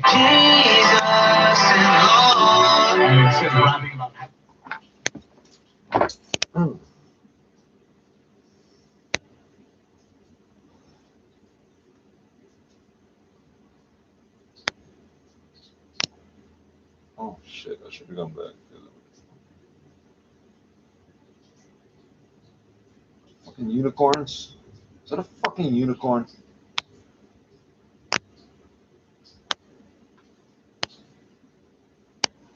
I was not fully aware of the similarities between these two flags of Manitoba and Ontario.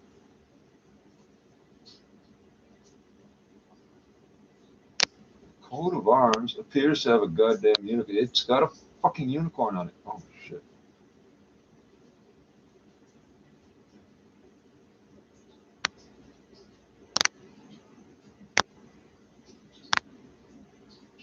But only one. It's got one horse, one unicorn. What the fuck?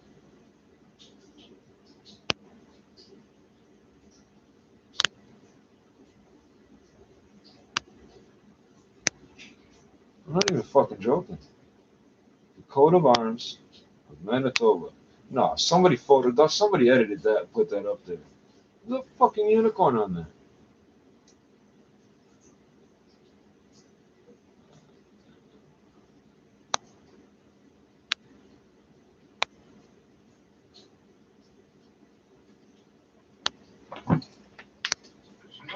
Ceiling for one tech giant. You must be a good luck charm because Apple is once again hitting a fresh all-time high today, $245.85. And this comes as reports are now claiming that the iPhone maker is in discussions with United Airlines to upgrade its United terminal at San Francisco International Airport. Now, talks are in the early stages, but analysts say parts of the airline's terminal do look kind of dated, leaving them curious if some slick designs are on the way.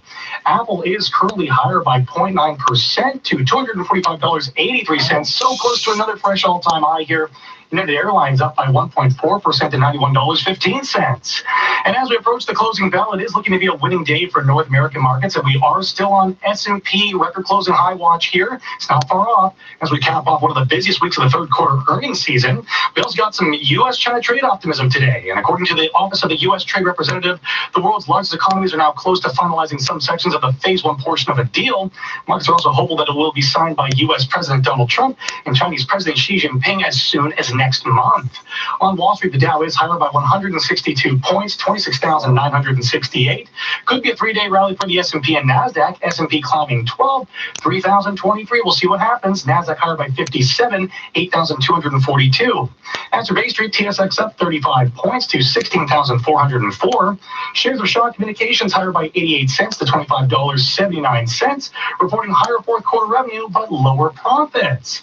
It's a four-day rally for oil up 43 cents, closing at 56.66 a barrel, seeing a weekly gain above 5%. Canadian dollar higher by 0.06 of a cent, 76.57 cents US. It's now time for the Express Gold Refining XAU.ca gold price update. It's higher by 60 cents, finishing at 1,505. At the Business Center, I'm Carl Garnash. Appleby College's outdoor education program promotes the development of cooperation, self-confidence, resilience, and teamwork in one of the world's most spectacular classrooms. For more information, please attend Appleby's open house on Saturday, October 26th from 10 a.m. to 2 p.m. Appleby College in Oakville is one of Canada's leading independent schools for students in grades 7 to 12. Visit appleby.on.ca to learn more. Right now, lease a 2020 Rogue from the equivalent of $76 weekly, or drive one the Rogue Special Edition at no extra cost when leasing through NCF.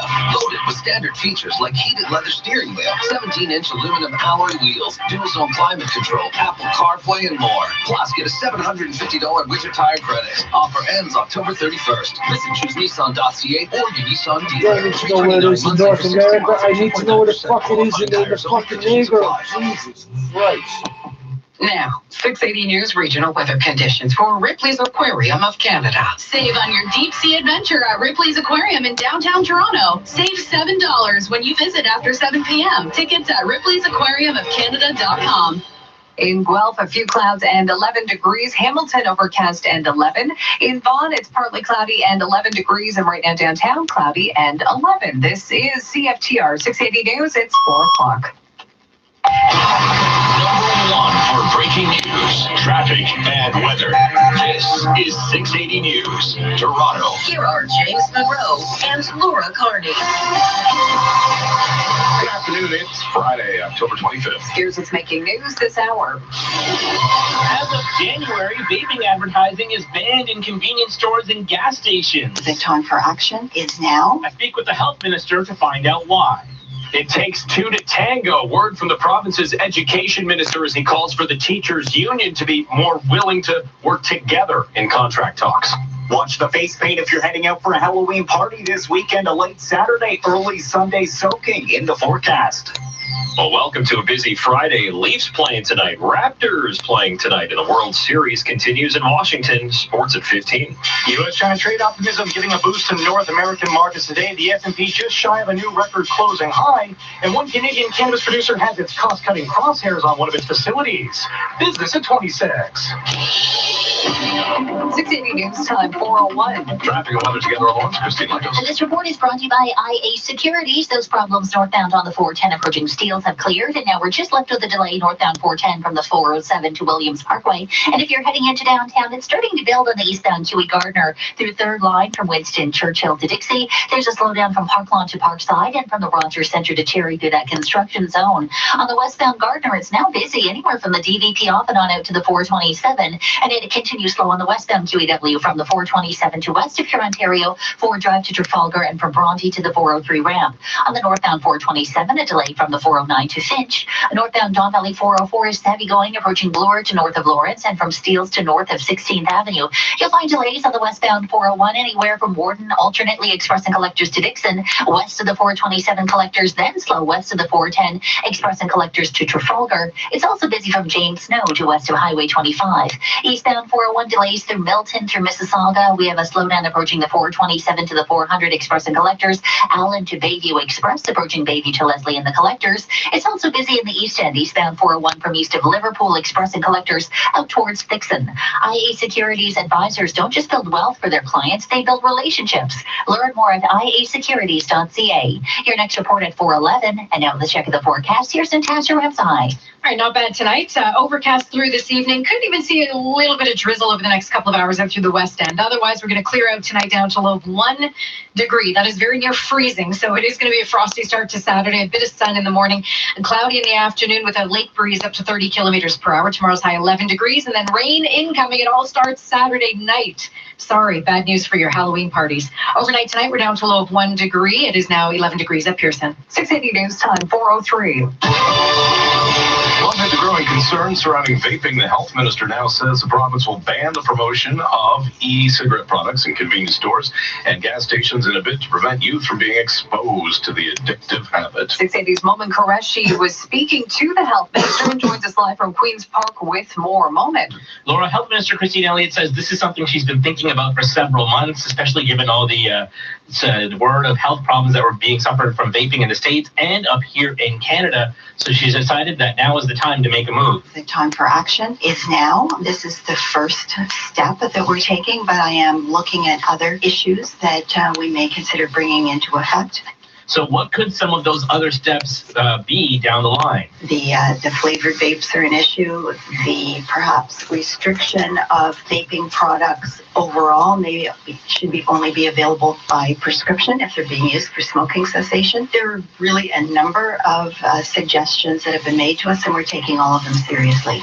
Elliott says her main concern is the appeal of vaping to children. She says the statistics showed that just over 1 year, said there was an increase of almost 75% of people between 16 and 19 taking up vaping. Reporting live at Queen's Park, I'm Momin Qureshi.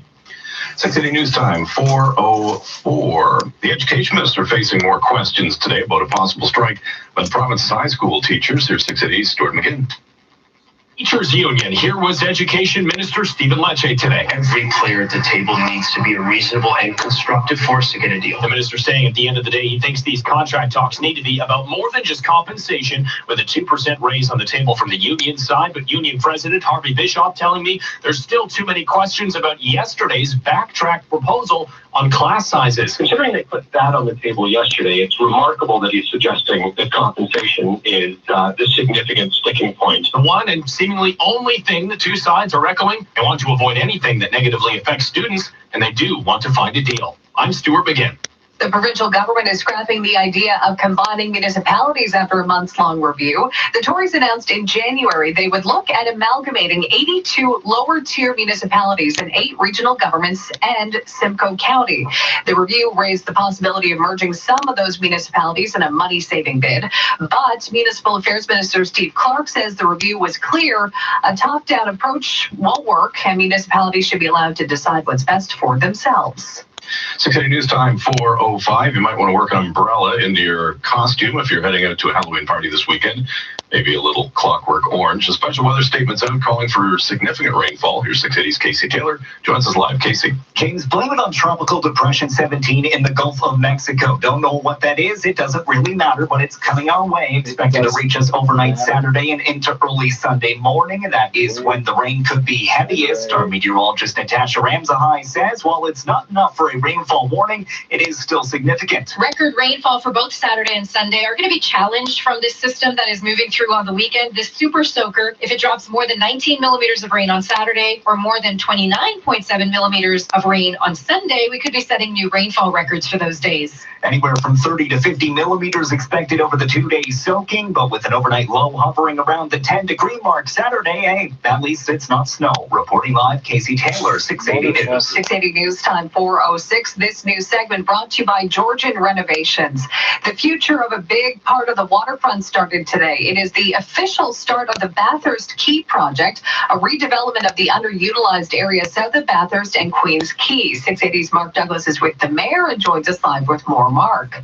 Laura, here at the foot of Bathurst Street is the 91-year-old, 150-foot tall, crumbling concrete and rusting steel edifice known as the Canada Malting Company Silos. Councillor Joe Cressy even calls this property an armpit on Toronto's waterfront. I think it's fair to say if you've ever walked around Bathurst Quay that it is an underutilized, at times feeling unsafe eyesore that desperately needs a facelift.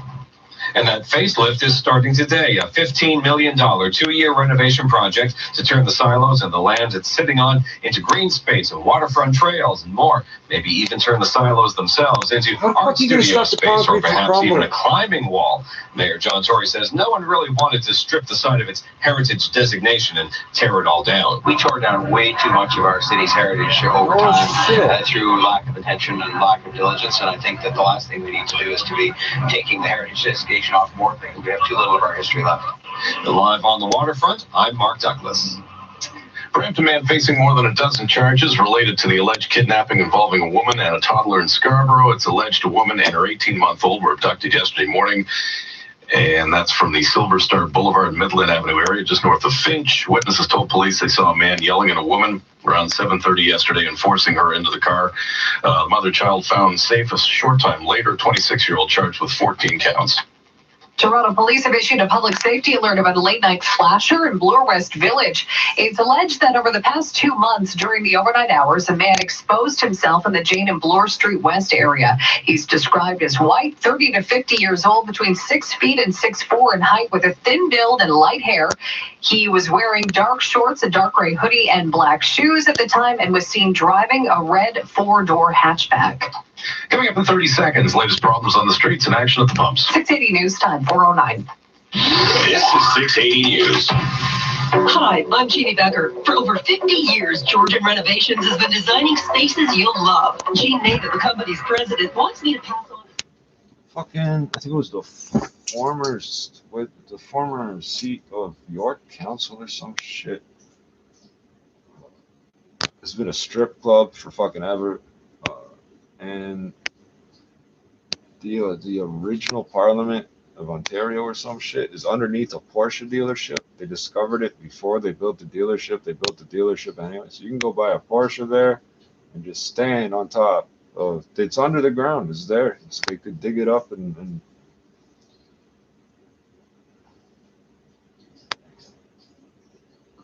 I have a suspicion this website won't load. But I do believe it'll tell me the fuck I was talking about. Jilly's has been on the corner of Queen Street East and Broadview Avenue for more than 3 decades.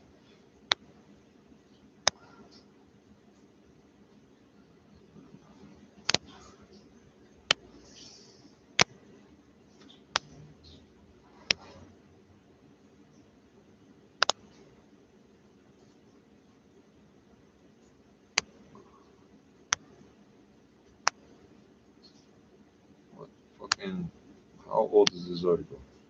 2014.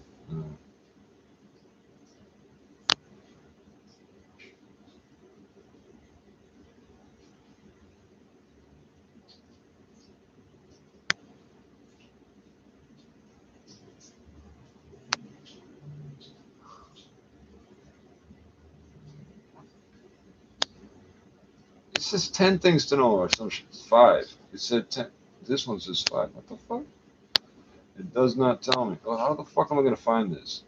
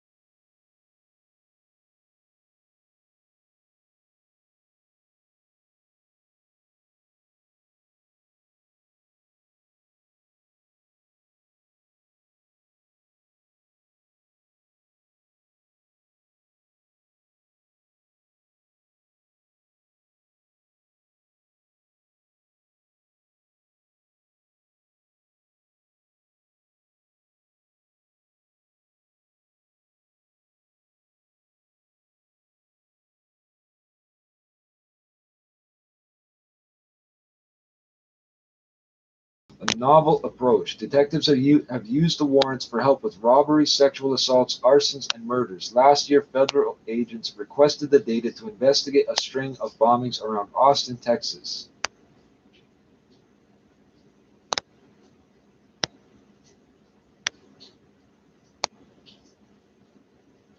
Email provider.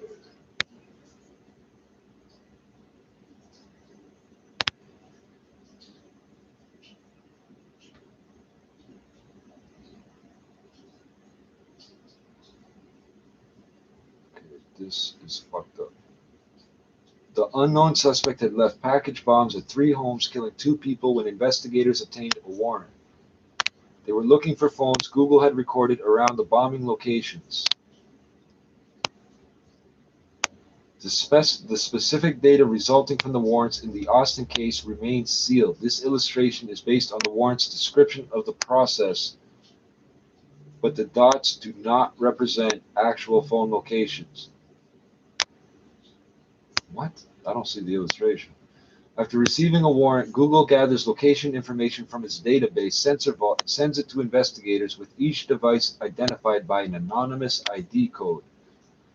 Investigators review the data and look for patterns in the locations of devices that could suggest possible suspects. They also look for devices that appear in multiple areas targeted by the warrant.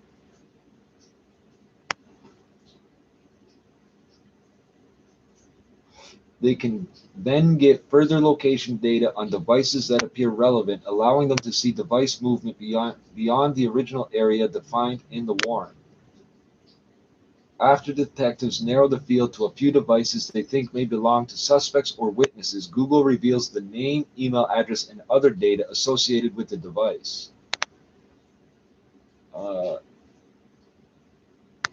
don't think there's a name or email address associated with my device. I don't think so. Maybe. Austin investigators obtained another warrant after a 4th bomb exploded, but the suspect killed himself 3 days after that bomb. As they were closing in, officials at the time said surveillance video and receipts for suspicious purchases helped identify him.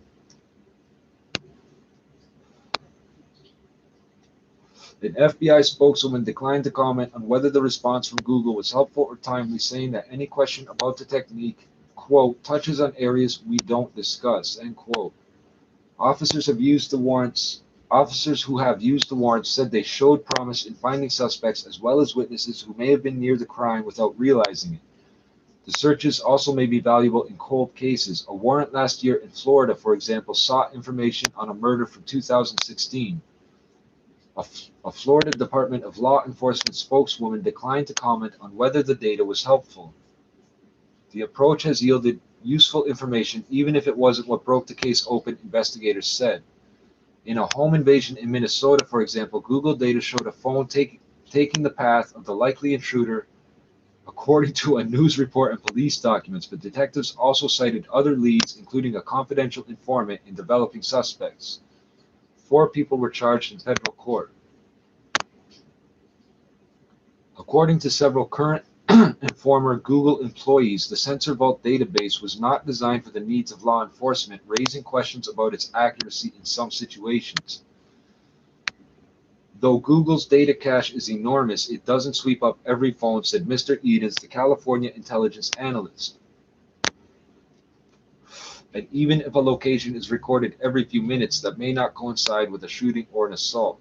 Google often doesn't provide information right away, investigators said. The Google unit handling the request has struggled to keep up, so it can take weeks or months for a response. In the Arizona investigation, police received data 6 months after sending the warrant. In a different Minnesota case this fall, it came in 4 weeks.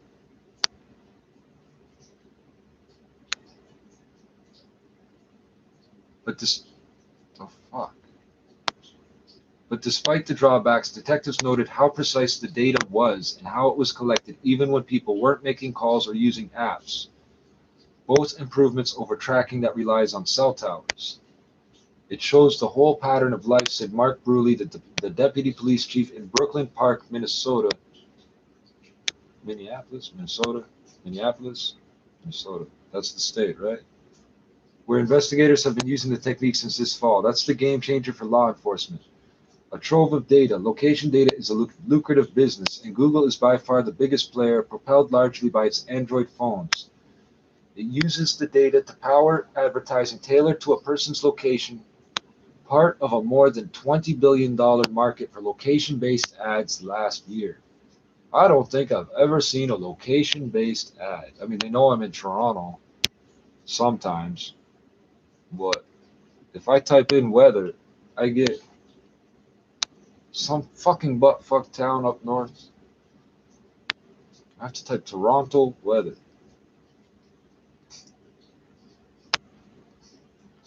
In 2009, the company introduced Location History, a feature for users who wanted to see where they had been. Sensor Vault stores information on anyone who has opted in, allowing regular collection of data from GPS signals, cell phone towers, nearby Wi-Fi devices, and Bluetooth beacons.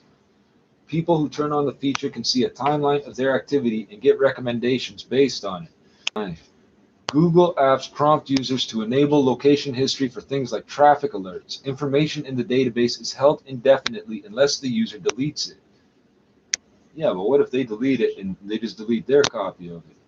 We citizens are giving this stuff away, said Mr. Ernsdorf, the Washington state prosecutor, adding that if companies were collecting data, law enforcement should be able to obtain a court order to use it. Current and former Google employees said they were surprised by the warrants. Brian McClendon, who led the development of Google Maps and related products until 2015, said he and other engineers had assumed the police would seek data only on specific people. The new technique, he said, seems like a fishing expedition.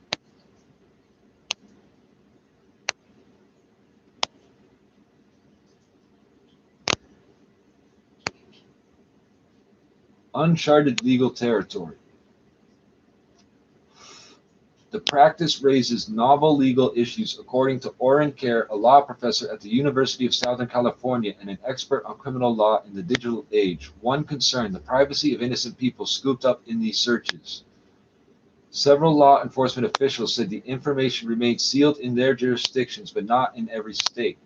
In Minnesota, for example, the name of an innocent man was released to a local journalist after it became part of the police record. Investigators had his information of a burglary. Reached by a reporter, the man said he was surprised about the release of his data and thought he might have appeared because he was a cab driver. I drive everywhere, he said.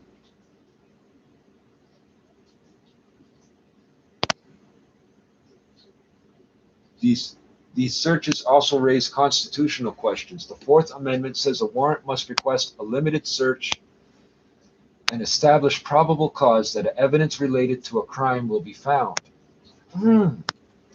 Motherfucker, that hurts. Warrants reviewed by the Times frequently establish probable cause by explaining that most Americans own cell phones and that Google held location data on many of these phones. Ow, fuck. The areas they targeted ranged from single buildings to multiple blocks, and most sought data over a few hours. In the Austin case, warrants covered several dozen houses around each bombing location for times ranging from 12 hours to a week. It wasn't clear whether Google responded to all the requests, and multiple officials said they had seen the company push back on broad searches. Last year, the Supreme Court ruled that a warrant was required for historical data about a person's cell phone location over weeks, but the court has not ruled on anything like geofence searches, including a technique that pulls information on all phones registered to a cell tower, because they can fucking do that. Google's legal staff decided even before the 2018 ruling that the company would require warrants for location inquiries, and it crafted the procedure that first reveals only anonymous data. Normally, we think of the judiciary as being the overseer. Nice use of the word overseer. But as the technology has gotten more complex, courts have had a harder and harder time playing that role, said Jennifer Granick, Surveillance and Cybersecurity Counsel at the American Civil Liberties Union. We're depending on companies to be the intermediary between people and the government. In several cases reviewed by the Times, a judge approved the entire procedure in a single warrant, relying on investigators' assurances that they would seek data for only the most relevant devices.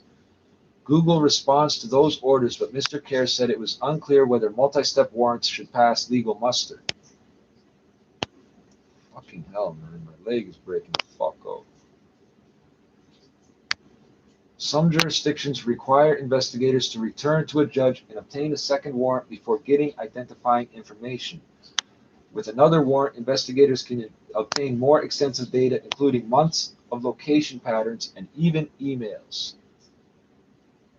If the message has been read and it's in your email inbox for more than 6 months, they can read it legally in the U.S. And since everybody's email account is in the U.S., they're going to say that that law applies.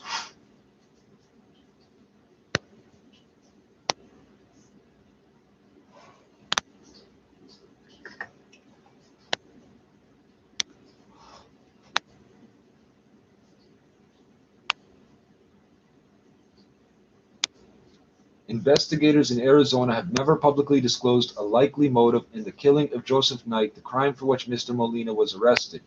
In a court document, they described Mr. Knight, a 29-year-old aircraft repair company employee, as having no known history of drug use or gang activity.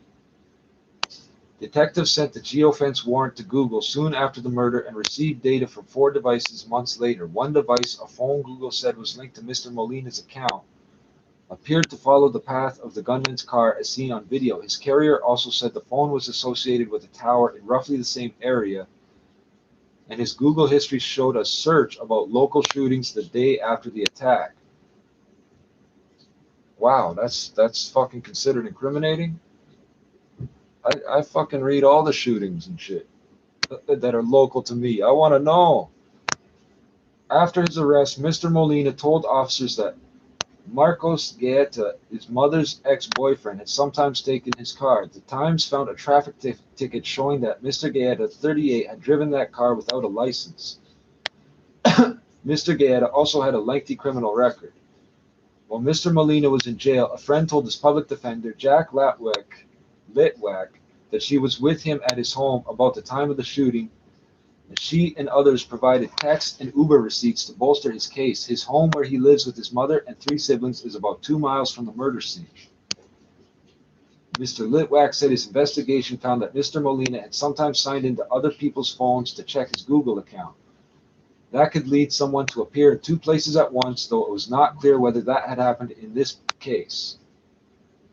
Mr. Gaeta was arrested in California on an Arizona warrant. He was then charged in a separate California homicide from 2016. Officials said that case would probably delay his extradition to Arizona. A police spokesman said, quote, new information came to light, end quote, after Mr. Molina's arrest, but the department would not comment further.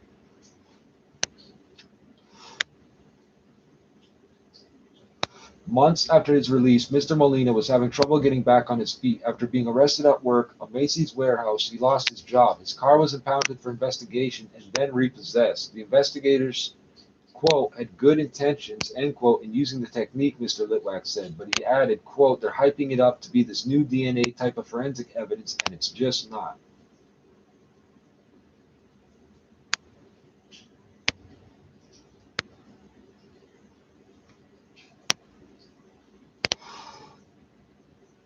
Hundreds of apps can empower stalkers to track their victims. And here's another one. Service meant to monitor inmates' calls could track you too.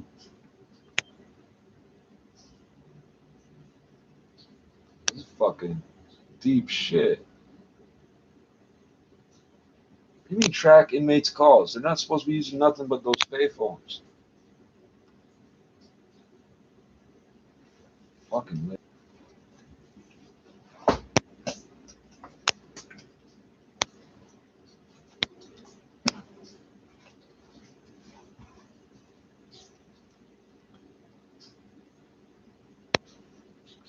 remote video camera access. Yes, more than 200 apps and services offer would-be stalkers a variety of electronic capabilities, including basic location tracking, harvesting text, and secretly recording video. We've known about the video thing for a long time.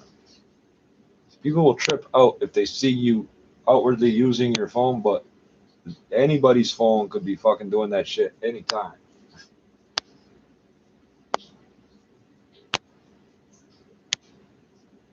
KidGuard is a phone. This is from May 2018. KidGuard is a phone app that markets itself as a tool for keeping tabs on children.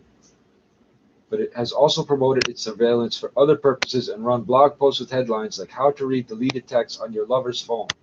A similar app, mSpy, offered advice to a woman on secretly monitoring her husband. Still another, SpyZ, ran ads on Google alongside results for search terms like catch cheating girlfriend iPhone. As digital tools that gather cell phone data for tracking children, friends, or lost phones have multiplied in recent years, so have the options for people who abuse the technology to track others without consent. More than 200 apps and services offer would-be stalkers a variety of capabilities, from basic location tracking to harvesting text and even secretly recording video, according to a new academic study. More than 24 services were promoted as surveillance tools for spying on romantic partners, according to the researchers and reporting by the New York Times. Most of the spying services required access to victims' phones or knowledge of their passwords, both common in domestic relationships. Fuck off with that shit.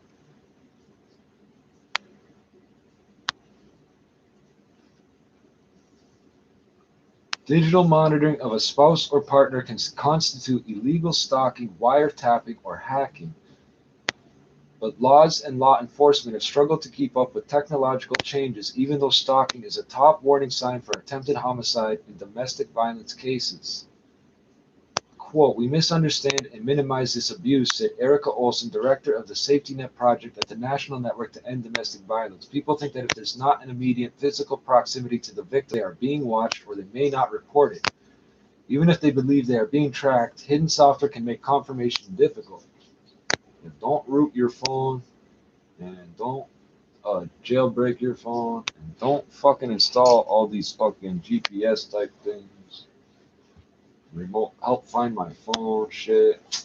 But data breaches at 2 surveillance companies last year, revealing accounts of more than 100,000 users, according to the technology site Motherboard, gave some sense of the scale. The tracking app company mSpy told the New York Times that it sold subscriptions to more than 27,000 users in the United States in the first quarter of this year, 2018.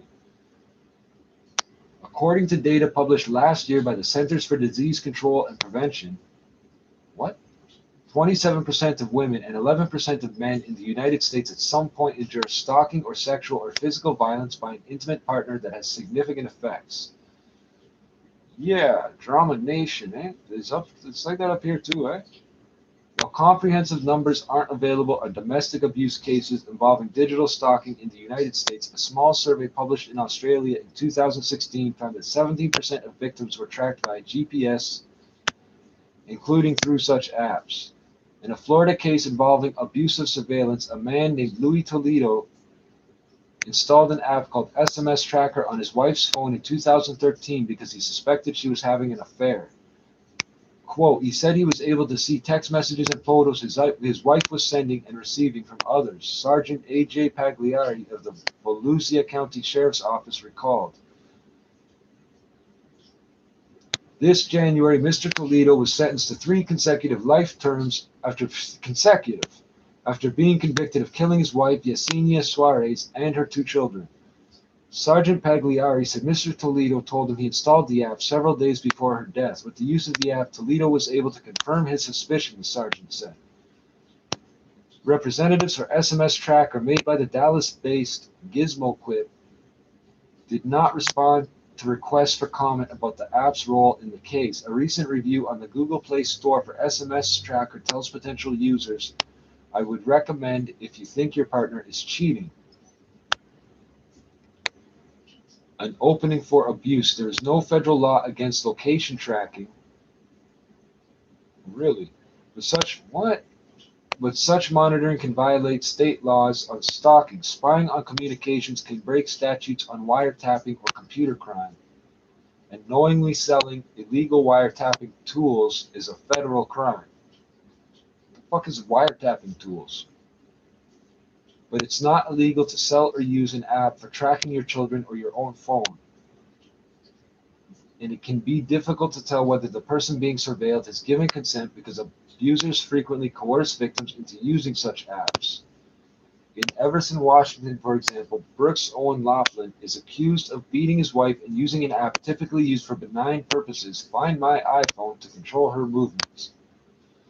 If she would turn it off, he would instantly call her or text her and say, "Why did you turn that off? What are you doing?" That was pretty much 24/7, Chief Daniel McPhee of the Everson Police Department said in an interview. Mr. Laughlin pleaded not guilty in April to charges of assault, harassment, and stalking. Such technical and legal ambiguity has created an environment in which tools are marketed for both legal and illegal uses without apparent repercussion. Quote, there are definitely app makers that are complicit, seeking out these customers and advertising this use, said Periwinkle Dwarf Apps, which will be presented in the coming days. They're a little bit under the radar about it, but they're still doing it.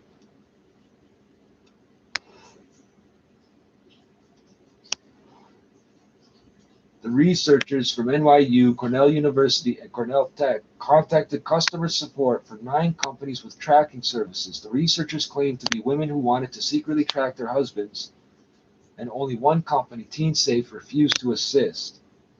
KidGuard, the app largely aimed at parents, also bought ads alongside Google results for searches like Catch Cheating Spouse app. A spokesman for the business based in Los Angeles said in an email that the company worked with third-party marketers and customer service reps who had been, quote, testing new strategies, end quote. It deleted blog posts about tracking romantic partners and said it did not support that activity.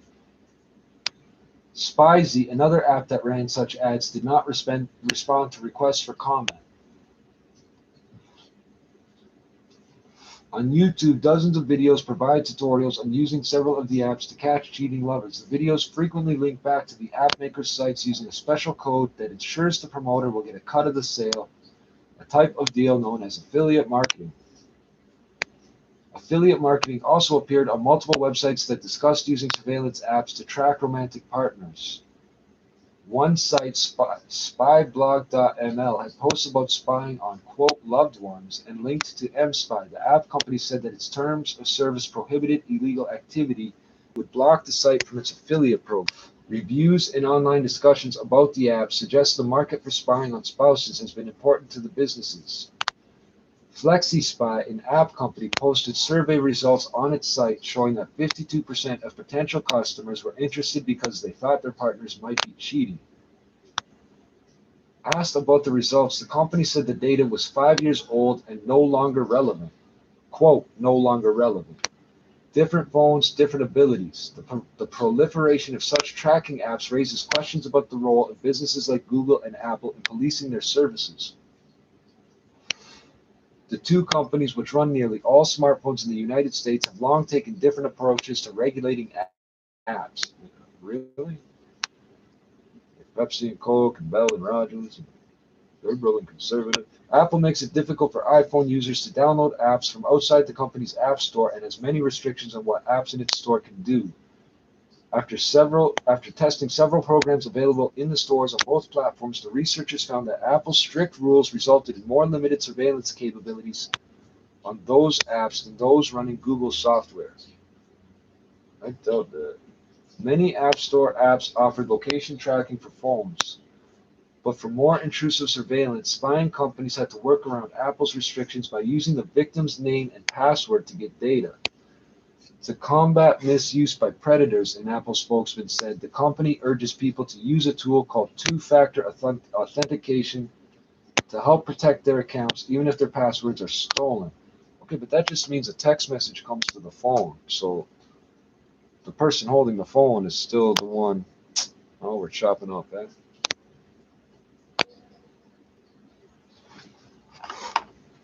I never watch these after to see if they're all chopped up or if it's just my fucking viewfinder here.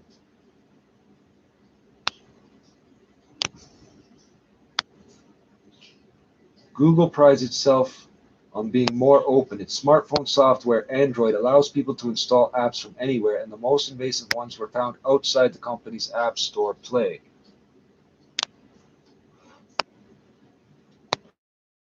The researchers found 2 apps in the Google Play Store that allowed the app icon to be hidden from victims and the camera to run without notifications, as well as a handful of others that tracked users' locations without telling them, all apparent violations of Google's rules.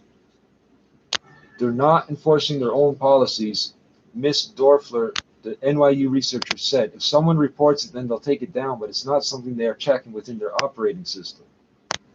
In response to the researchers' findings, Google tightened several policies, quote, to further restrict the promotion and distribution, end quote, of surveillance apps, a company spokesman said.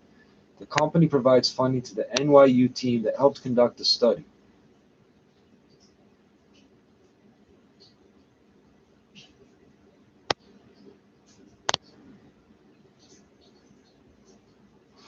Google removed many spying and tracking apps and blocked advertising on search results about spying on spouses and romantic partners. YouTube, owned by Google, took down some videos about spying service, although the company determined that others didn't violate its policies because the services could be used with consent.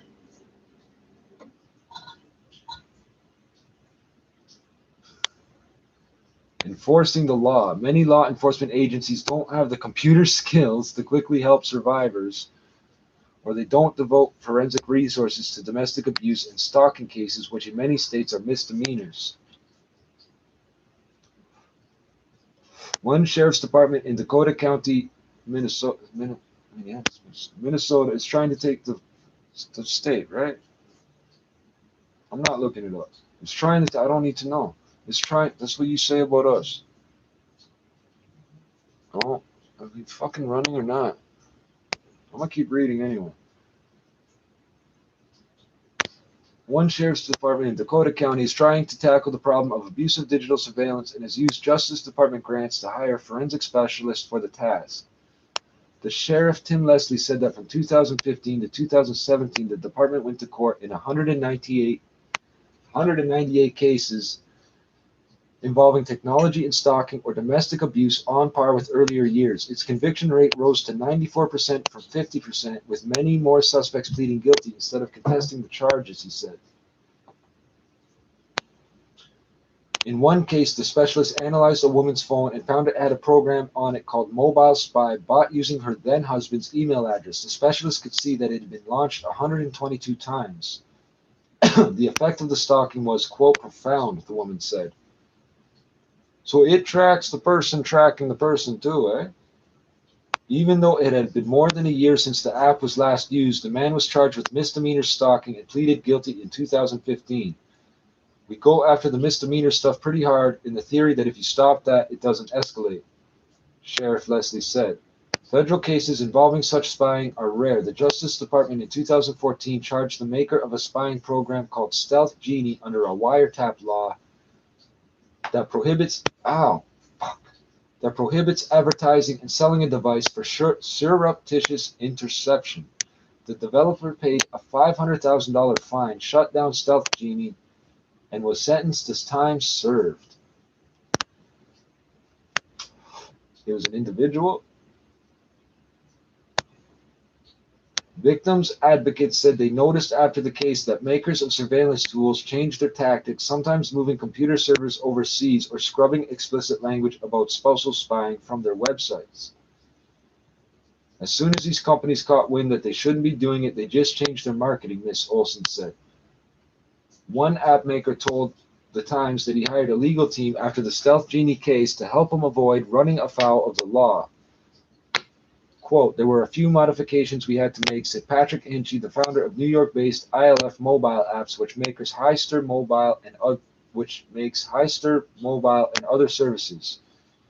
Several apps, he said, removed call recording and delayed the availability of the data by 10 to 15 minutes. Wow. You got a 10 to 15 minute head start, eh?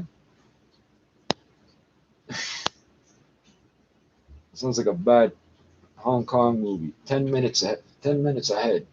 Mr. Hinchy said the company only provided assistance to customers that it believed was legal. When a researcher recently contacted the company and asked, if I use this app to track my husband, will he know that I am tracking him?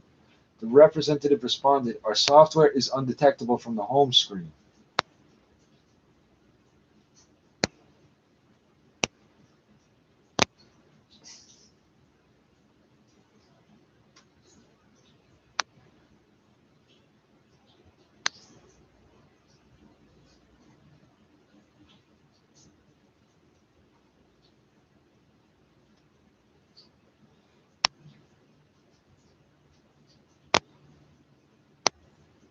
I didn't hear about this.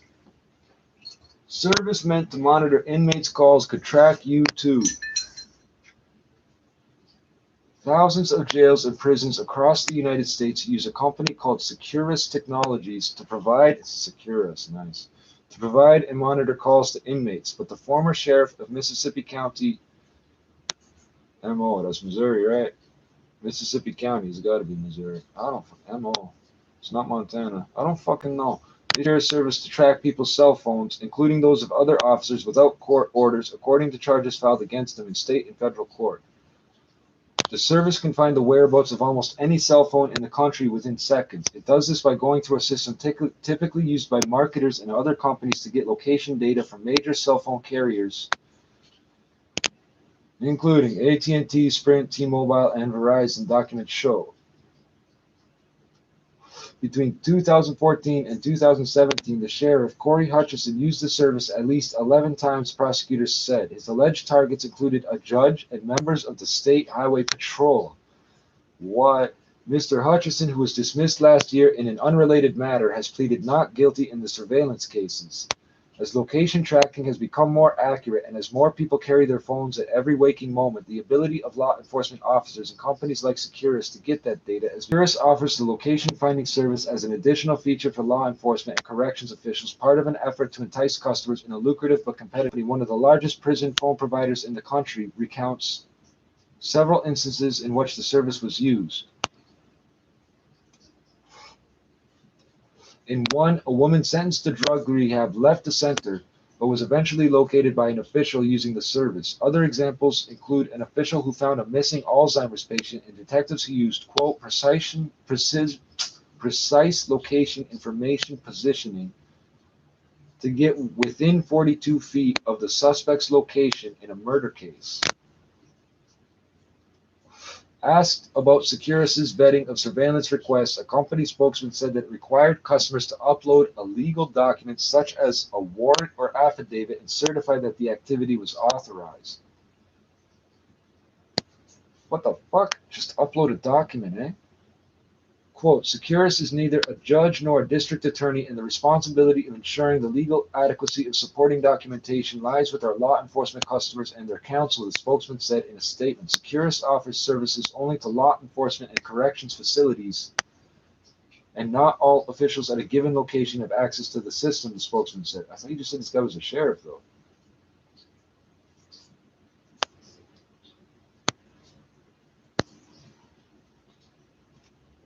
Senator Ron Wyden, Democrat of Oregon, wrote in a letter this week to the Federal Communications Commission that Securus confirmed that it did not, quote, conduct any review of surveillance requests, end quote. The senator said relying on customers to provide documentation was inadequate. Quote, wireless carriers have an obligation to take affirmative steps to verify law enforcement requests, he wrote, adding that Securus did not follow these procedures. The service provided by Securus reveals a potential weakness in a system that is supposed to protect the private information of millions of cell phone users. Consent, eh? With customers' consent, carriers sell the ability to acquire location data for marketing purposes, like providing coupons when someone is near. I never get deals like that. I never get a text message telling me come in and get a deal. Like providing coupons when someone is near a business, or services like roadside assistance or bank fraud protection. Companies that use the data generally sign contracts pledging to get people's approval through a response to a use the data legally. But the contracts between the companies, including Securus, are, quote, the legal equivalent of a pinky promise, Mr. Wyden wrote. The FCC said it was reviewing the letter. Courts are split on whether investigators need a warrant based on probable cause to acquire location data. In some states, a warrant is required for any sort of cell phone tracking. In other states, it is needed only if an investigator wants the data in real time, and in others, no warrant is needed at all. The Justice Department has said its policy is to get warrants for real-time tracking. The Supreme Court has ruled that putting a GPS tracker on a car counts as a search under the Fourth Amendment, but this was because installing the device involved touching a person's property, something that doesn't happen when a cell phone is pinged. Phone companies have a legal responsibility under the Telecommunications Act to protect consumer data, including call location, and can provide it in response to a legal order or sell it for use with customer consent, but lawyers are largely free to do what they want with the information they obtain, including location information, as long as it's unrelated to a phone call, said Albert Gidari, the consulting director of privacy at the Stanford Center for Internet and Society and a former technology and telecommunications lawyer. Even when the phone is not making a call, the system receives location data accurate within a few hundred feet by communicating with the device and asking it which cell phone towers it is near. Other experts said the law should apply for any communications on a network, not just phone calls. Quote, if the phone companies are giving someone a direct portal into the real-time location data on all of their customers, they should be policing it, said Laura Moy, the deputy director of the Georgetown Law Center on Privacy and Technology. Mr. Wyden, in his letter to the FCC, also said that carriers had an obligation to verify whether law enforcement requests were legal, but Securus cuts the carriers out of the review process because the carriers do not receive the legal documents. The FCC investigation into Securus, as well as the phone companies and their protections of user data. Mr. Wyden also sent letters to the major carriers seeking audits of their relationships with companies that buy consumer data. Representatives for AT&T, Sprint, T-Mobile, and Verizon said the companies had received the letters and were investing customers' data. We love it, said Rich Young, a Verizon spokesman. T-Mobile said it, quote, would take appropriate action, end quote, if it found any misuse of data. AT&T also said it followed industry, quote, best practices, end quote, in handling data, and Sprint said it shared location information. You up and ask you to fucking... Privacy concerns about Securus and location services were raised to the FCC last year before the company's sale to Platinum Equity, a private equity firm. For about a lawyer representing a group of inmate family members wrote letters urging the commission to reject the deal, based in part on concerns about locating people who spoke with inmates over the phone. Securus, founded in Dallas in 1986, has marketed its location service as a way for officials to monitor where inmates placed calls. Securus has said this would block escape attempts and the smuggling of calls to areas, quote, known for generating illegal activity, end quote. But they're not using the prison phones to do that. They're using their own cell phones, and they don't have those phone numbers. In an email, Securus said the service was based on cell tower information, not on phone GPS. Securus received the data from a mobile marketing company called 3S Interactive, according to 2013 documents from the Florida Department of Corrections. But a spokesman for Mr. Wyden said the company told the senator's office it was. In turn, 3S Interactive got its data from LocationSmart, a firm known as a location aggregator, according to documents from those companies. LocationSmart buys access to the data from all the major American carriers, it says. Prisons, requiring those on the receiving end to press a button agreeing to the collection of the data. The location service has proved to be a selling point. Matthew Thomas, chief deputy of the Pinal County Sheriff's Office in Arizona, said that the department had been using Securus's location tool for about a month and that it had already come in handy. Quote, we use it for search and rescue. What the fuck is that?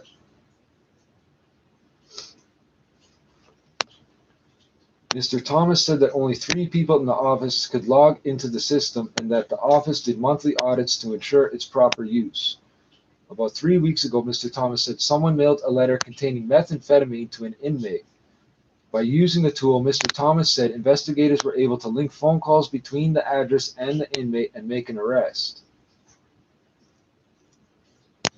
For search and rescue cases, so they had the address already, and they had the inmate already.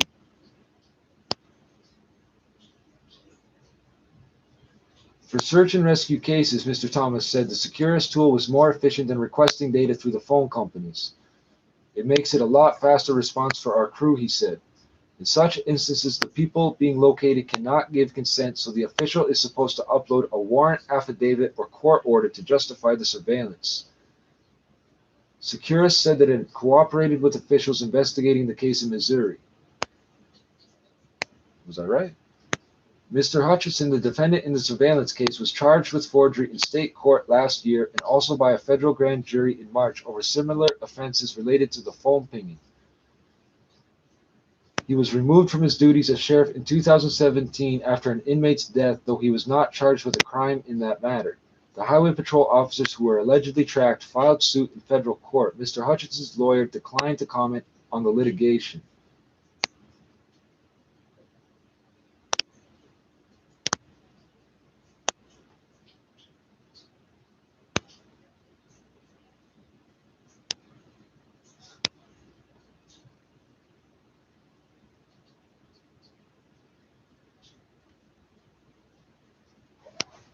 I got shit to do, so I'm gonna go do it.